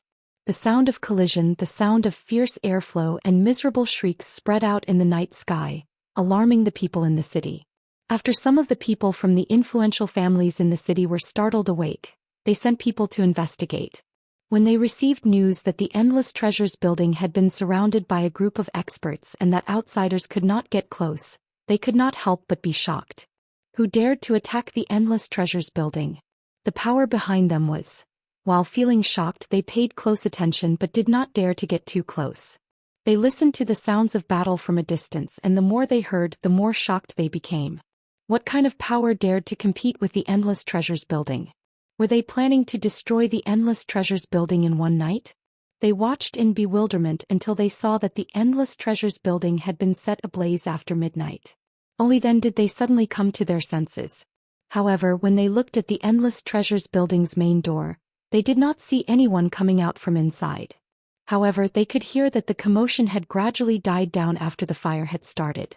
This fire burned for an entire night, burning the entire Endless Treasures building to ashes before it was extinguished. In the small courtyard in the northern part of the city, Lei Xiao and the rest had already changed out of their black robes and into ordinary clothes. Although at first glance they did not look as ferocious as before, the fierce and unyielding aura on their bodies could not be missing. The group stood side by side, respectfully standing in front of Fengjiu. Looking at the young man in green robes in front of them, their hearts were filled with an indescribable pride. This person was their leader. He was so powerful, so unfathomable. In their hearts he was so omnipotent. His image was so lofty that no one could compare to him. After living for so long, this was the first person that they admired and submitted to from the bottom of their hearts. Fengjiu looked at the people who were ready and stood up straight. He couldn't help but reveal a smile. Although we have only been together for a few months, we can also be said to be brothers who have experienced life and death together. Since you are all following me, then I will tell you about my identity. Hearing this, everyone was stunned. Then they rejoiced and anticipation filled their eyes. One of them could not help but ask curiously, "Captain, are you a disciple of a hidden clan?" "Captain, you're not the son of some sex patriarch, are you? Captain, don't tell me you've regained your youth?" Captain. One by one they asked curiously, unable to suppress their curiosity. Pairs of eyes looked at the smiling young man in green, guessing in their hearts, what was the identity of their captain? Fengjiu listened to their words and could not help but chuckle. Alright, don't make wild guesses. He waved his hand and touched his face. Wait for me. Then he turned around and entered the room. Seeing their captain enter the room and close the door, the group could not help but discuss. Who do you think our captain is? Why does he look so mysterious? Chapter 19:12. Lei Xiao glanced at the crowd and they all grinned. One of them replied, "That's true. No matter what, he's still our leader. But to be honest, we're really curious about our leader's identity. Aren't you curious?" That person asked and glanced at Lei Xiao with a smile. Lei Xiao coughed and said with a straight face, "What's there to be curious about? Didn't our leader ask us to wait? We'll find out soon. What's there to be curious about?" Hearing this, a smile appeared on number one's cold face. Just as he was about to say something, someone beside him exclaimed, "Look! Our leader is out." How did he change? Our leader looks even more handsome than before. I know, our leader has been in disguise all this time. But what kind of disguise is this? Those people can't even tell? Even if our leader didn't say so, we still couldn't tell that he was in disguise. But you don't say, our leader's face is really handsome. I reckon he'll definitely charm a bunch of young girls. Haha, you can just say that if our leader is a woman, he'll definitely be a devastatingly beautiful woman. That's enough. How can you say that? Comparing our leader to a woman? Are you itching for a beating? Be careful, our leader will scold you. I'm just saying it casually. Besides, how can our leader be a woman? What kind of woman is so perverted and powerful? Don't you think so? That's right, that's right. Everyone saw that their leader was already in front of them and quickly expressed their opinions. The bearded man even grinned and said loudly, "How can our leader be a woman? Tell me which woman in this world is as powerful as our leader. Look at our leader, he doesn't look like a woman at all. He's just a handsome young man with a graceful demeanor. Don't you think so?" That's right, that's right. Everyone quickly agreed. However, when they saw their leader raising his eyebrows and crossing his arms over his chest and looking at them with a faint smile, they couldn't help but have goosebumps. Why was their leader's smile so dangerous? Seeing this, their hearts were in a mess. Could it be that they had said something wrong?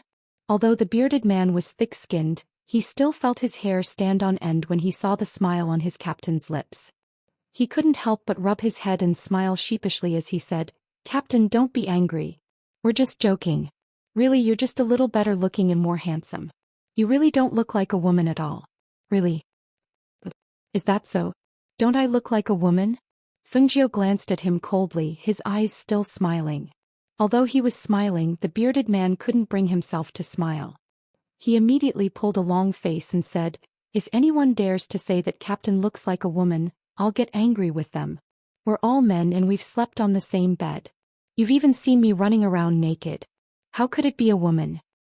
Fengjiu chuckled. That chuckle made the bearded man's hair stand on end. Why did he feel that something was wrong? What exactly went wrong? He scratched his head but couldn't figure it out. Chapter 19:13. What a coincidence. I am a woman. Everyone's expression turned strange when they heard this. Did they hear wrongly? The captain said that he was a woman? Everyone couldn't react for a while. Their eyes kept looking at him from left to right, up and down. Other than the captain's face being a little too handsome and his figure being a little weaker than theirs, he didn't look like a woman at all. "Captain, you're joking, right?" the bearded man said embarrassedly. At this moment he did not believe that the captain was telling the truth. He simply thought that he was joking. This was clearly a young man. How did he look like a woman? "Do I look like I'm joking?" Fengjiu glanced at him and said with a faint smile, "Didn't I tell you to pay attention to your image and not take off your clothes? What? You've forgotten so quickly? So, Captain, you are really a woman?" When he heard this and recalled the scene, his face gradually turned from red to white, then from white to red. He stuttered as he spoke. He was so embarrassed that he could not lift his head. He lowered his head and did not dare to lift it up. It was as if he wanted to find a hole in the ground to hide in. He was too ashamed to face anyone. When the others saw this, they all widened their eyes in astonishment. They looked at the young man in green with dumbfounded expressions. He was really a woman. This young man with a noble aura from head to toe. They had thought that he was a young master from some aristocratic family. But now he said that he was a woman? She really didn't have the slightest bit of a woman's demeanor and appearance. Which woman would have such an unbridled and confident expression between her brows? What kind of woman would have a noble aura and also a faint demonic aura? Captain, you're really a woman? One of them could not help but ask. He felt that his mind was in a mess. Since when were the women in this world so abnormal? When the crowd heard that question, they all held their breaths and looked at the figure in green. They pressed one hand to their chest and felt the sound of their hearts beating. Each beat was stronger than the last, as if it was about to explode. This is too unbelievable. How could a woman endure the same hardships as them? How could she endure the same hardships as them? Why would he not care about anything, sneak into the training camp and sleep on the same bed as them? Thoughts and questions surfaced in their minds.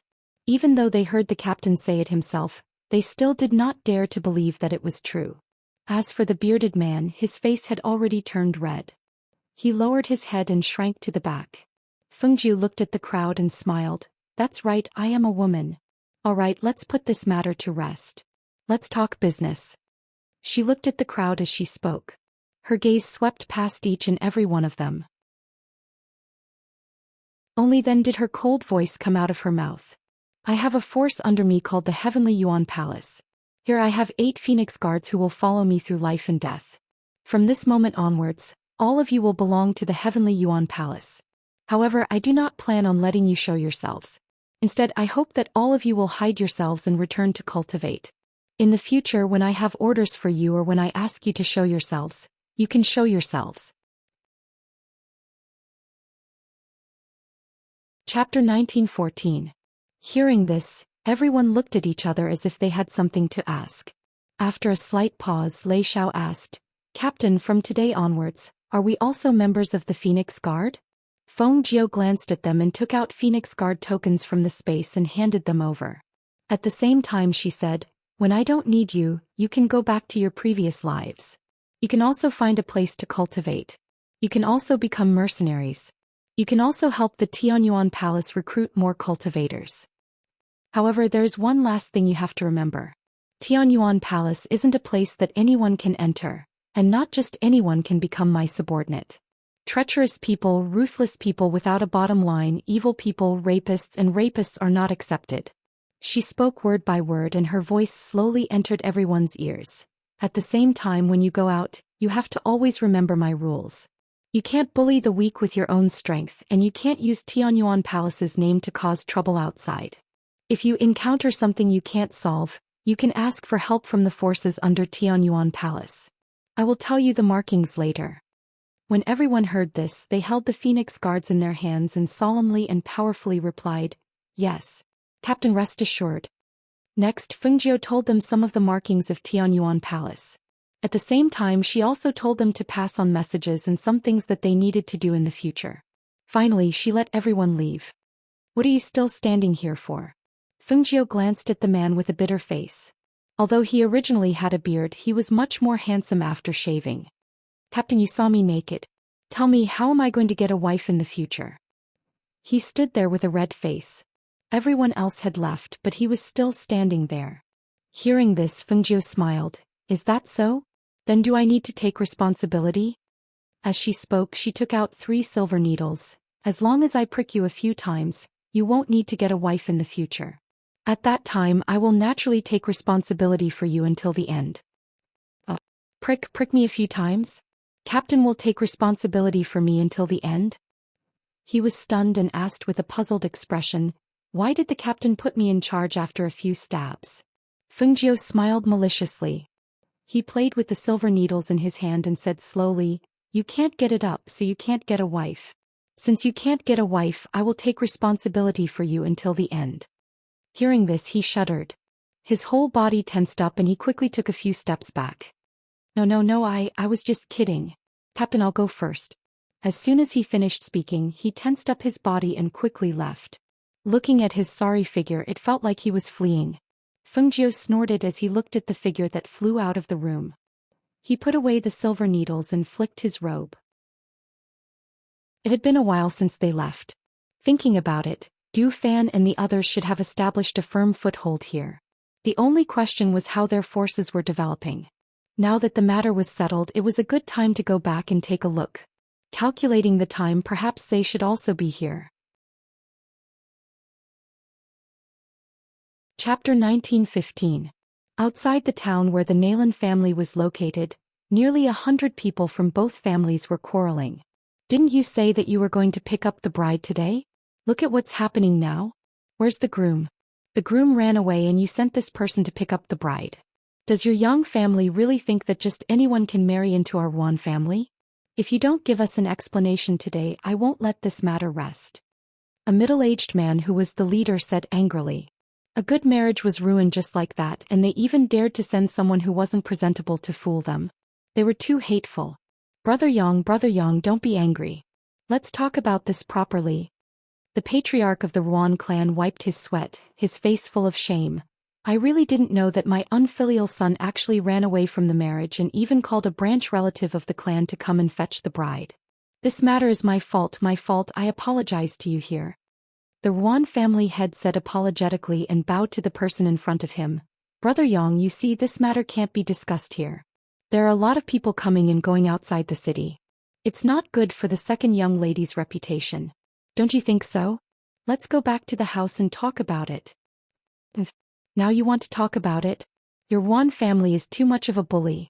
Just as they were talking, they suddenly heard a scream. When they heard that the scream came from above, everyone instinctively looked up.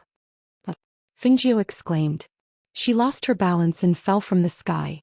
Before she could stabilize her body, she fell into the sedan chair. Bang! After the heavy crash, 2 muffled groans could be heard. Everyone looked at the sedan chair that was directly smashed and was stunned. It took a while for them to recover. Waiter!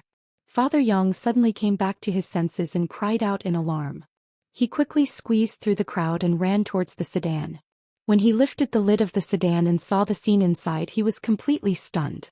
Not to mention the people outside, even Fengjiu, who fell from above and directly fell onto the girl, was stunned.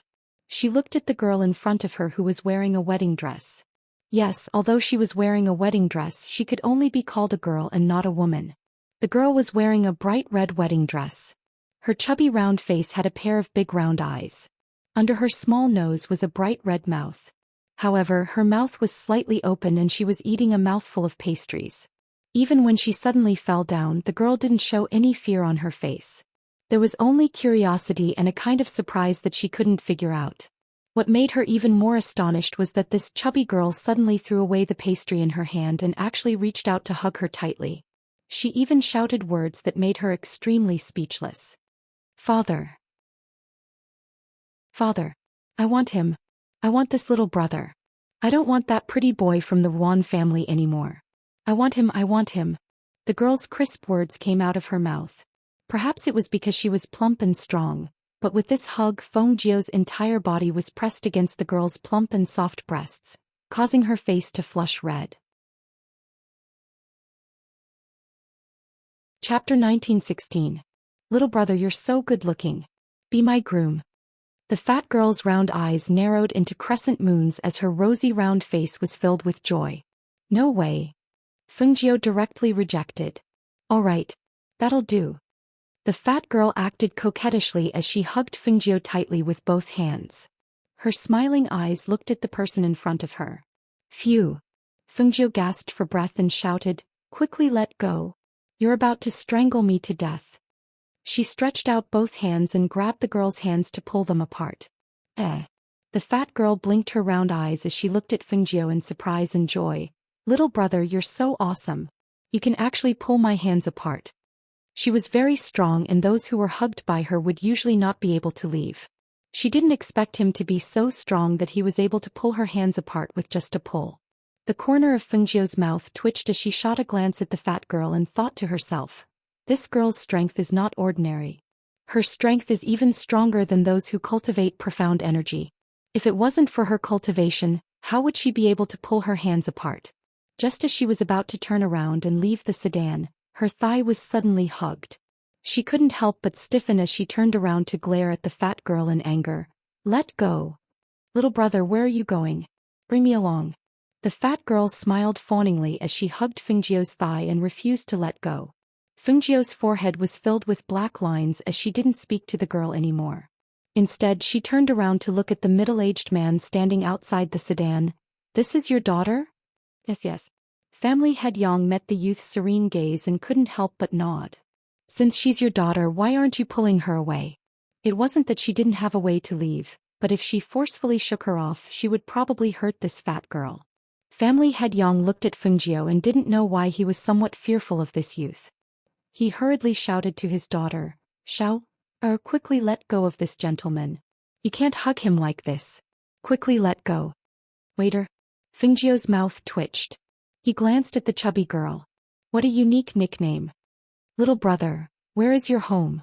What's your name? How old are you?" The chubby girl let go of Fungio's thigh and hugged her hand instead. Who knew that she would be flung away before she could hold her hand properly? "Little brother?" She stared blankly for a moment, blinking her eyes at the young man who had run out of the palanquin. She watched as the young man squeezed into the crowd outside and was about to disappear from her sight. She could not help but flatten her lips and her eyes filled with tears. Soon after, large teardrops the size of beads fell from her eyes. "Daddy, little big brother ran away. He ran away. Quickly catch him for me. I want little big brother. I want him." The chubby girl cried as she rubbed her eyes that were dripping with tears, ruining the bridal makeup on her face. At a glance, she looked like a big dirty cat. Especially when the chubby girl crawled out of the palanquin, her plump figure that was one size larger than a normal girl's made everyone in the Ruan family take a few steps back. Seeing the second young lady's figure and appearance, family head Ruan's expression changed slightly.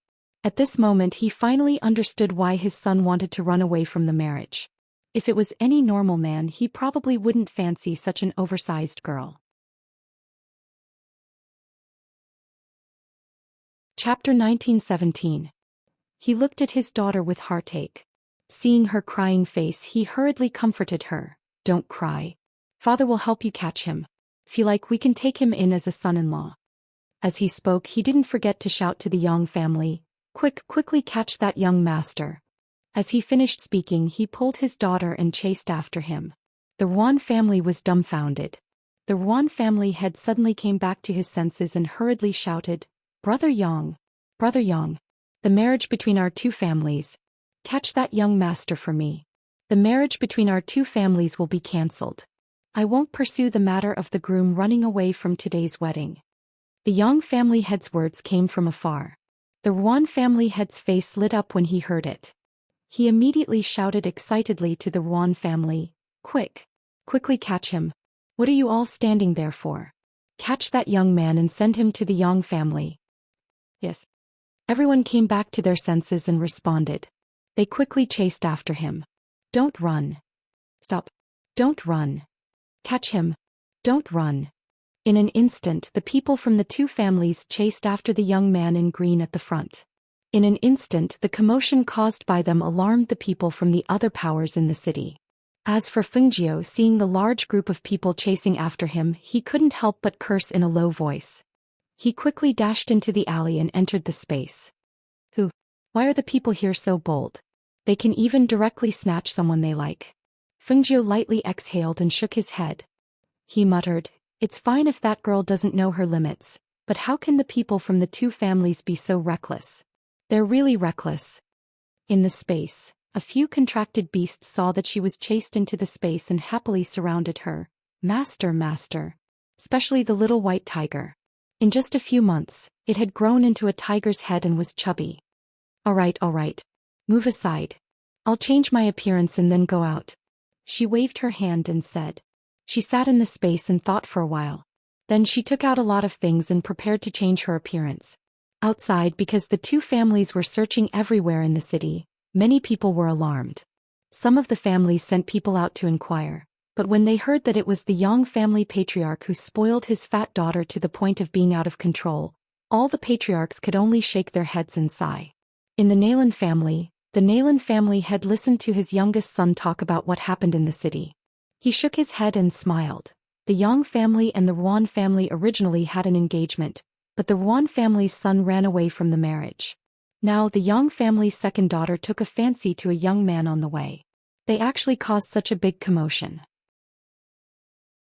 As he said this, the Nalan family's head seemed to have thought of something. He looked at his youngest son, frowned and asked, "Your eldest brother didn't go out these 2 days?" The man wearing embroidered clothes next to him shook his head. "No. Since the day he came back he's been in the courtyard. He also ordered that no one is to disturb him. Yesterday little sister wanted to go in and take a look, but she accidentally triggered a mechanism. Fortunately big brother sent her out so she's fine." Hearing this, the Nalan family head slightly frowned. "I saw that he didn't look very good when he came back that day. I asked him what happened but he didn't say. I don't know what happened."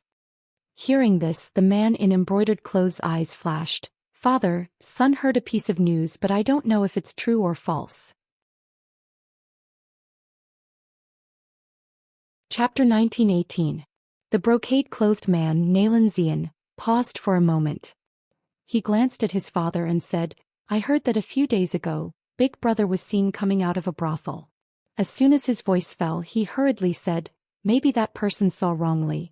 After all, how could a person like big brother go to a brothel?" Hearing this, Nalan family head was startled.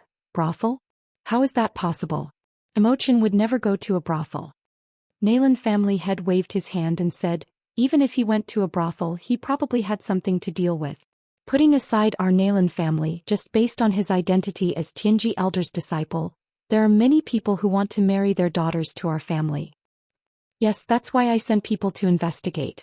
I heard that it was someone who sent him there. At that time, big brother was so drunk that he was unconscious." Speaking up to here, his voice gradually became softer. When he thought that his big brother might have been drunk and sent to a brothel, he was full of admiration for that person. His big brother, a banished immortal who didn't touch the mortal world, actually had a day when he fell for someone else's trick. It was really inconceivable. The Nalan clan's master was stunned for a long time. Then he instinctively asked with a bit of curiosity, "Who has such great ability? How could he get him drunk? And to send him to a brothel? Then he wasn't." Cough. He clenched his fist and coughed lightly. He didn't say anything else. Nalan Zian smiled brightly. "I heard that he was only touched up and down. Because that person specifically told me not to." Big brother woke up when he was halfway through taking off his clothes. Cough cough. The Nalan family's patriarch couldn't help but reveal a smile. He tried his best to keep a straight face as he said, "It's good that he's fine. I thought that something happened to him in the past 2 days. So it's because of this. Alright, tell everyone not to disturb him. Let him have some peace and quiet." Nalan Zian smiled. After bowing, he left. On the other side, because the two families were looking for a handsome young man in green clothes, once the news spread, not only did Xianyuan Mose know, but even Leng Hua and Du Fan knew. Almost as soon as they heard the news, they came out to look for her, thinking that no matter what, they would meet her on the street, right? However, they didn't expect that Fengjie would come out again after changing clothes in the space. She was dressed in an inconspicuous gray robe and had a hunched back. Her hair was white and her face was full of wrinkles. She was holding a 1-meter-long bamboo stick in her hand. At first glance, she looked like a very ordinary old woman. In addition, she had one hand behind her back and the other holding a walking stick as she walked slowly. That appearance, that posture, that expression, no one would suspect that she was in disguise. Fengjie narrowed her eyes and walked unhurriedly. She originally wanted to disguise herself casually, but after thinking about it, she disguised herself as an old woman. She believed that even if Leng Hua and the others passed by her, they wouldn't recognize her. Thinking of this, she smiled happily. The people of the two families were looking for her everywhere. With such a big movement, Leng Hua and the others must have received the news. Chapter 1919. She walked on the street with her walking stick. When she saw the hawkers shouting that they were selling sugar-fried chestnuts, she slowly walked up to them. She stared at the chestnuts and smelled the fragrance. She didn't want to leave. "Elder, do you want to eat chestnuts? They're fresh out of the oven, still piping hot, fragrant, and sweet." The hawker shook the chestnuts in the wok while greeting her with a smile. "Give me a portion of sugar-fried chestnuts." While speaking, Fengjie took out a piece of silver from her sleeve and handed it to the hawker. When the peddler heard the clear voice of a young man and looked at the old woman whose face was full of wrinkles, he couldn't help but be stunned. He stared at her and sized her up as he took out a bag full of chestnuts and handed it over. Here, these are your chestnuts. Cough. Many thanks. Fungio lightly coughed. Her voice changed and became old and hoarse. After she took the bag of chestnuts, she walked step by step as if she didn't see the dumbfounded gaze of the hawker behind her. She peeled the chestnuts and ate them as she walked. She put the peeled husks back into the bag and looked at some people walking quickly on the street, looking around and asking questions. She couldn't help but narrow her eyes and reveal a smile. This feeling of watching them looking for someone but not being able to find her, why was it so fun? After walking around the street, she was a bit thirsty because of the chestnuts, so she walked to a tea stall at the corner of the street and sat down. Tea stall owner, give me a cup of tea to drink. She smiled with her eyes squinted and used her old and hoarse voice to wave and shout. Hey elder, please sit for a moment. I'll immediately come over and pour some for you. The busy middle-aged man smiled and responded. After helping the customers at the other tables with tea, he came in front of Fungio. Elder, what kind of tea would you like to drink? We have chrysanthemum tea here that can clear heat and detoxify. We also have new tea from the Tea Mountain family, fried tea and some flower tea. Other than tea, we also have some mung bean soup. Just give me a cup of fried tea. As Fungio spoke, he poured the bag of chestnuts onto the table, peeled them and put them back into the bag. Sitting at the tea stall, they drank tea and ate chestnuts. From time to time, they would listen to the hawkers on the street and watch the people coming and going on the street. The downtown area was bustling, but this small tea stall seemed leisurely and comfortable. However, at this moment, a surprised voice suddenly sounded. Little brother. Fungio, who was drinking tea, froze when he heard the voice. He turned around instinctively. Then she saw the fat girl running towards her. Just as she was thinking in astonishment that the fat girl could still recognize her despite her disguise, she saw the fat girl run past her. Like a wisp of smoke, the fat girl ran to the tea table in front of her and grabbed the man in green who was talking to his friend at the tea table. Little brother. The corners of Fungio's mouth twitched and he lowered his gaze. It turned out that he had mistaken her for someone else. She knew it. How could he possibly recognize her? What little brother? Go away, go away. The man in green was delighted when he turned around, thinking that it was a delicate beauty. Who knew that it was a heavyweight beauty? He couldn't help but show disgust on his face and pushed her away. Chapter 1920. Ah. Several cries of alarm rang out. Once the panicked cries rang out, it attracted the attention of everyone on the street.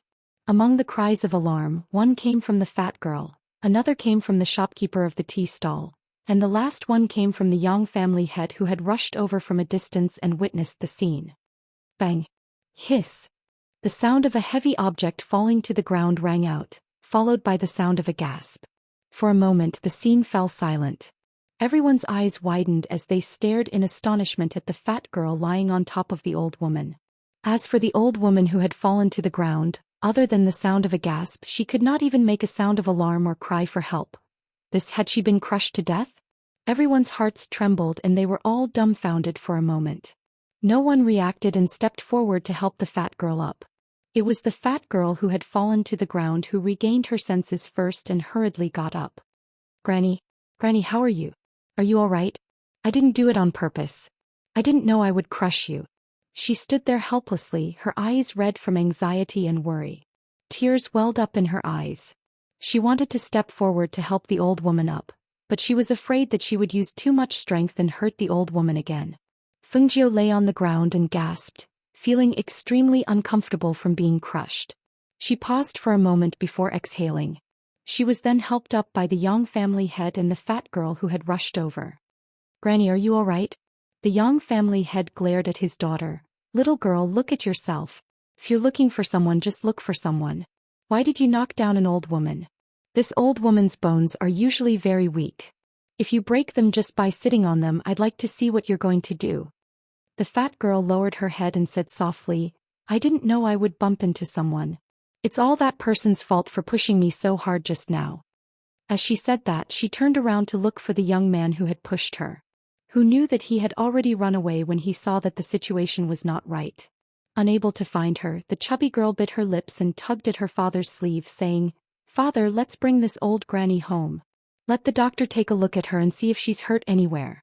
Alright, I have some medicine for internal injuries here. You can give it to Grandma. As she spoke, she rummaged through her space ring and found a pill for treating internal injuries. She held the pill to Fengjio's mouth and said, Granny, don't worry. If you suffer from internal injuries, you'll be fine after taking this pill. It's okay if you don't recover. Come home with me, my father will take care of you. Come take this pill first. Fengjio stared at the chubby girl who was about to stuff a pill into her mouth. He felt his scalp go numb. This fat lass looked normal, but why was her behavior so abnormal? Hearing his daughter's words, Patriarch Yang's eyelids twitched.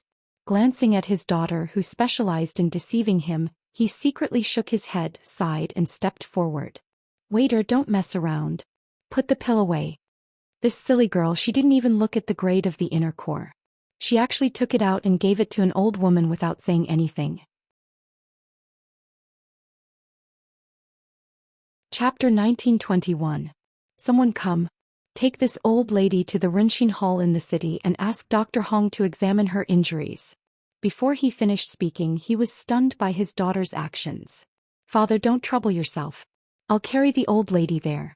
I knocked her down, so I have to take responsibility. The chubby girl bent her back to Fengjio without saying anything. While Fengjio was still stunned, she directly carried her on her back and ran to the medical hall. Being carried by a girl and running, Fengjio was also dumbfounded. What the hell is going on? She looked at the chubby girl under her, thought for a moment and said, Chubby girl, put me down. I'm not injured.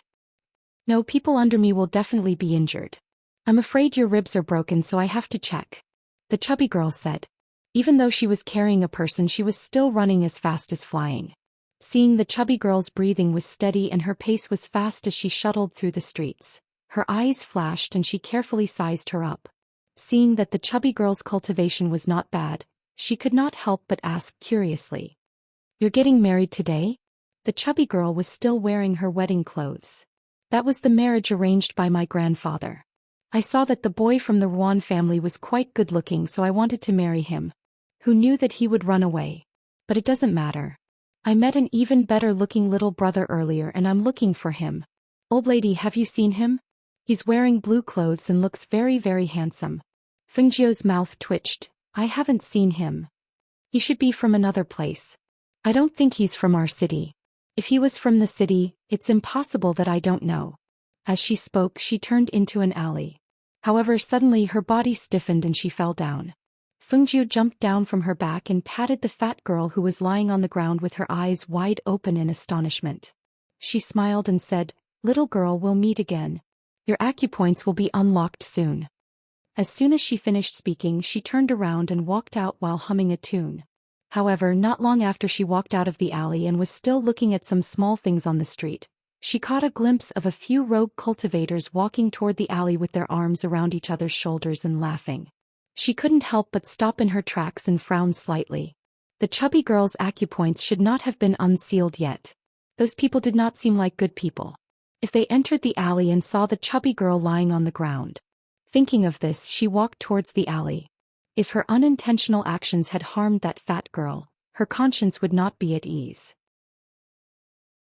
At this moment, just as Fengjio had guessed, the few men who had entered the alley with their arms around each other couldn't help but laugh out loud when they saw the fat girl lying on the ground. Look, there's actually a woman here and she's even wearing a wedding dress. Do you want us brothers to be the bridegroom again? Huh. This woman is like the full moon on the 15th of August. Her entire body is round, what's there to see? But the things on her should be worth a lot of money. Just the jade pendant on her waist should be enough for us brothers to eat and drink for a few months. Chapter 1922. Hey. So what? Let's take her belongings first, then kill her and throw her into a corner. Who would know that we did it? One of the men said viciously as he stared at the fat girl's belongings. Look at the items on her body. They are all treasures. The Yang family head dotes on his daughter the most. She must have a lot of things on her. As he spoke, the man smiled sinisterly and said to the men beside him, Go and keep an eye on the alley. Don't let anyone come in and spoil the fun. What kind of fun can we do in broad daylight? Fengjio, who was dressed as an old woman, walked in with a walking stick in her hand. Her voice was old and hoarse. When she appeared, the men burst into laughter. I was wondering who it was. So it's an old woman. Did she send herself to her death? Kill her. One of them ordered the person beside him with a sinister voice filled with viciousness. When the fat girl on the ground saw Fengjiu return, surprise flashed across her eyes. She secretly used her spiritual energy to break through her acupuncture points, hoping that her sealed acupuncture points could be unsealed as soon as possible. Killing all of you would dirty my hands and I would be busy dealing with the corpses, Fengjiu said as she stood there without moving. Instead she called out, Swallow Cloud. As soon as she said that, a ray of light flashed and Swallow Cloud leaped out of thin air. It pounced on one of the men and bit off his neck. Crack. When the sound of bones breaking rang out, the man let out a blood-curdling scream. The smell of fresh blood filled the air. The bloody scene, coupled with Swallow Cloud's ferocious aura and coercion, scared the men so much that they fell to the ground and wet their pants. Super divine beast. They couldn't run at all. Their faces had turned ghastly pale, and they didn't even have the strength to flee under the powerful pressure. Just as they were about to collapse, Tun Yun pounced forward and bit off their necks. It wasn't long before the entire alley was filled with the dense smell of blood. After the time it takes for a stick of incense to burn, Fengjiu walked a few steps on the busy street and turned back to look.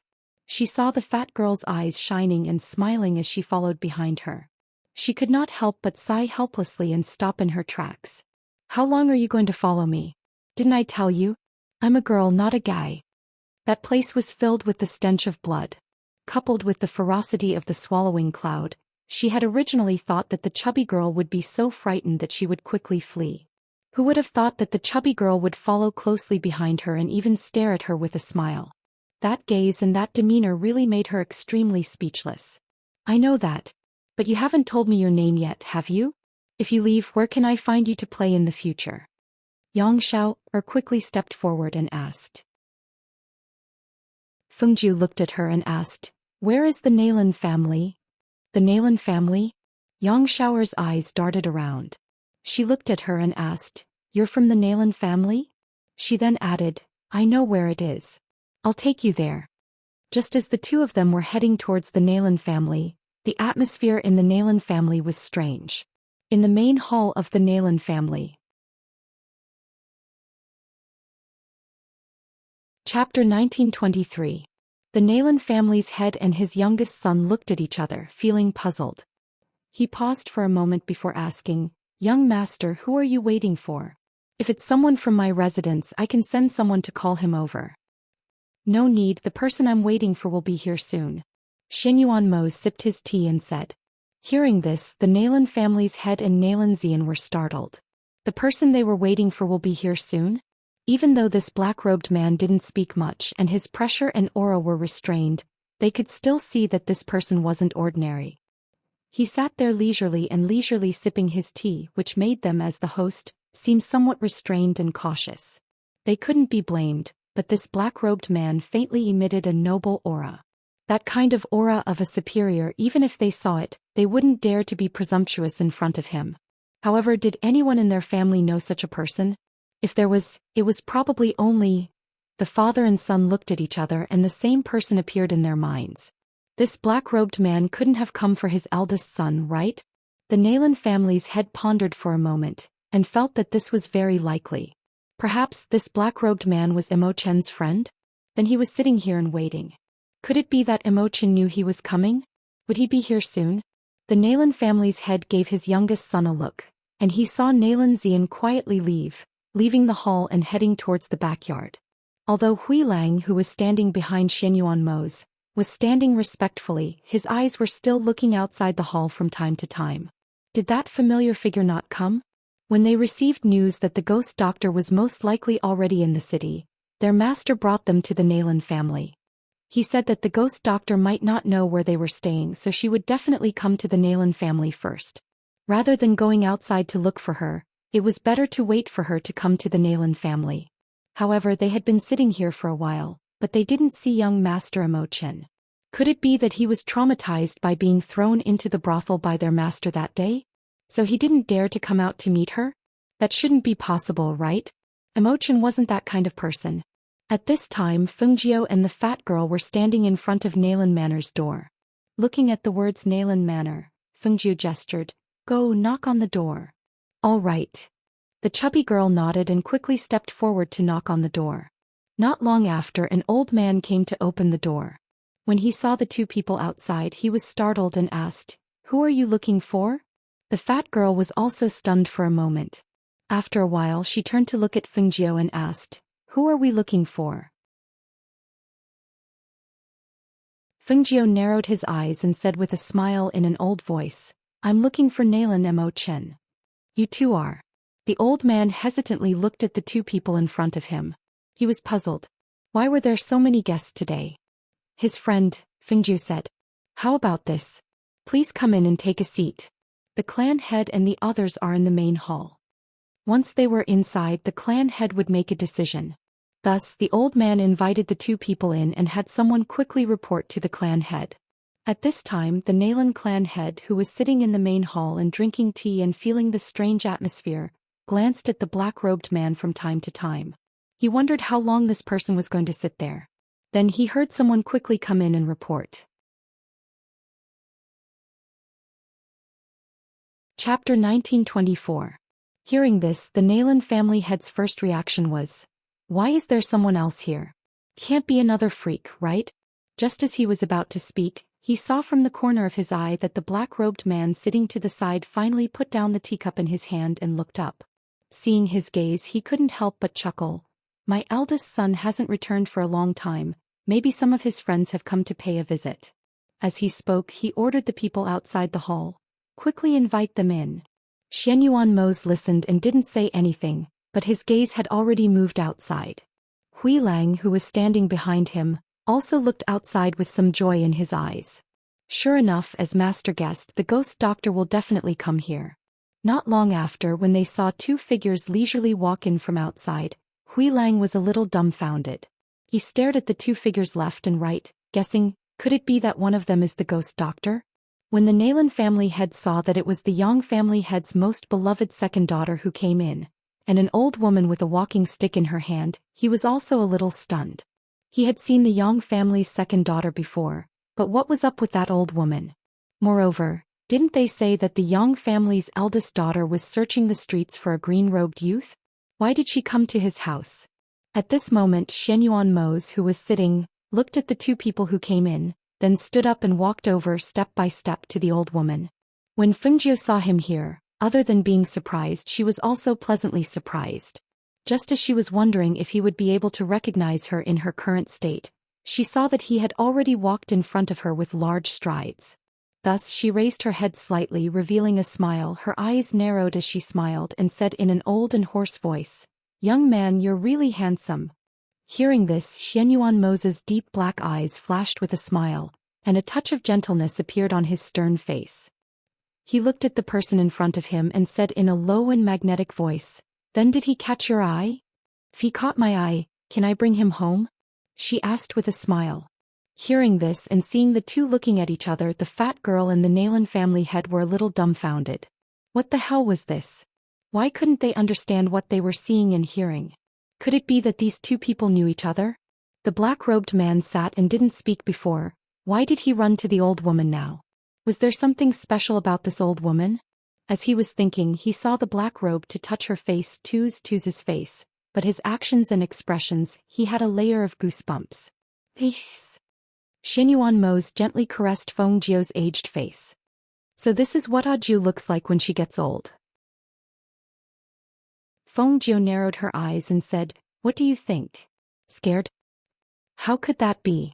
As he spoke, he reached out to hold her hand and said, "I've been waiting for you here for a long time. Since you're back, let's go back." Fungjio smiled and narrowed his eyes. "All right, do you know where Leng Hua and the others are?" "I know." "Well, then you have to tell Mo Chen lest he keeps worrying. Just leave a message." Xianyuan Mose said. His voice paused and a smile flashed through his eyes. "Also, I don't think he wants to see anyone recently." Chapter 1925. Let's talk as we walk. He held her hand and said. Fungjio smiled slightly. "Okay, I'll tell Nalan family head." Thus, Xianyuan Mose held her hand and walked forward, arriving in front of Nalan family head who had a complicated gaze. Nalan family head, I'm Fengjiu. I wonder if Emochin has mentioned me to you? Hearing this, Nalan family head was stunned for a moment, then quickly reacted. This clear voice didn't sound old at all. So this old woman was Fengjiu, the ghost doctor in disguise? Thinking of this, he looked up and down again and couldn't help but sigh. This disguise technique was so exquisite. Even if he didn't say anything, he wouldn't have been able to tell that it was a disguise. So you're the ghost doctor, sorry for the disrespect. He hurriedly cupped his hands in greeting and said, my eldest son has instructed me to treat you as a guest of honor if you come. Please take a seat. My youngest son has already gone to call his eldest brother. He should be here soon. Before Fengjiu could speak, Xianyuan Mose had already said, no, we're going back. Nalan family head was stunned for a moment. His gaze couldn't help but look at Fengjiu, then at the black-robed man. So this person was waiting for Fengjiu here? Could it be that after asking for so long he didn't say who he was waiting for? Fengjiu glanced at Xianyuan Mose, his eyes smiling, and said to Nalan family head, then I'll have to trouble Nalan family head to tell Emochin that I've arrived. I'll invite him for tea another day. So it's like that. That's fine, I'll let him know later. Saying this, Nalan family head looked at Yang Xiao, and asked, how did this Yang family second miss? Oh, that's because I met her on the road. I didn't know where the Nalan family was, so she said she would bring me here. Later, I'll have to trouble the Nalan family head to send someone to send her home. Fengjiu looked at the chubby girl and then glanced at the excited Hui Lang. So that's how it is. No problem. I'll get someone to send her back later. The Nalan family's head nodded and said. Yang Xiao shouted, I'm not going back. She ran to Fengjiu's side and grabbed Fengjiu's clothes tightly with her chubby claws. She looked up at him angrily and said, I don't want to go home. I want to follow you. Besides, you said on the way that you have a lot of good-looking people there. I can go and have a look. Xianyuan Mose saw that Fengjiu didn't dislike the chubby girl, so he didn't push her away. Instead, he let her go to Fengjiu's side and waited for her to deal with the matter herself. After Hui Lang heard the chubby girl's words, his expression couldn't help but become strange. He looked at the chubby girl, then looked at Fengjiu, and then lowered his head to look at himself. It's over. This ghost doctor wants to matchmake this chubby girl? Although he wasn't as handsome as his master, he wasn't bad either. If this chubby girl took a fancy to him, would he be forcefully sent to her by the ghost doctor? Thinking of this, he moved his feet and quietly retreated outside. Regardless of anything else, it was better for him to hide first. Otherwise, if she really took a fancy to him, he would cry but have no tears. When the Nalan family head heard this, he was also startled. Then he shook his head and smiled. This Yang family's second miss really dared to say anything. You're tuning in to the Dreamy Chapters YouTube channel.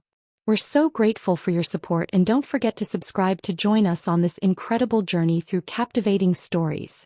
Your generosity through donations truly makes a world of difference, as it's the primary source of revenue that allows me to expand and enhance this channel for you. Thank you from the bottom of my heart for being a part of this adventure.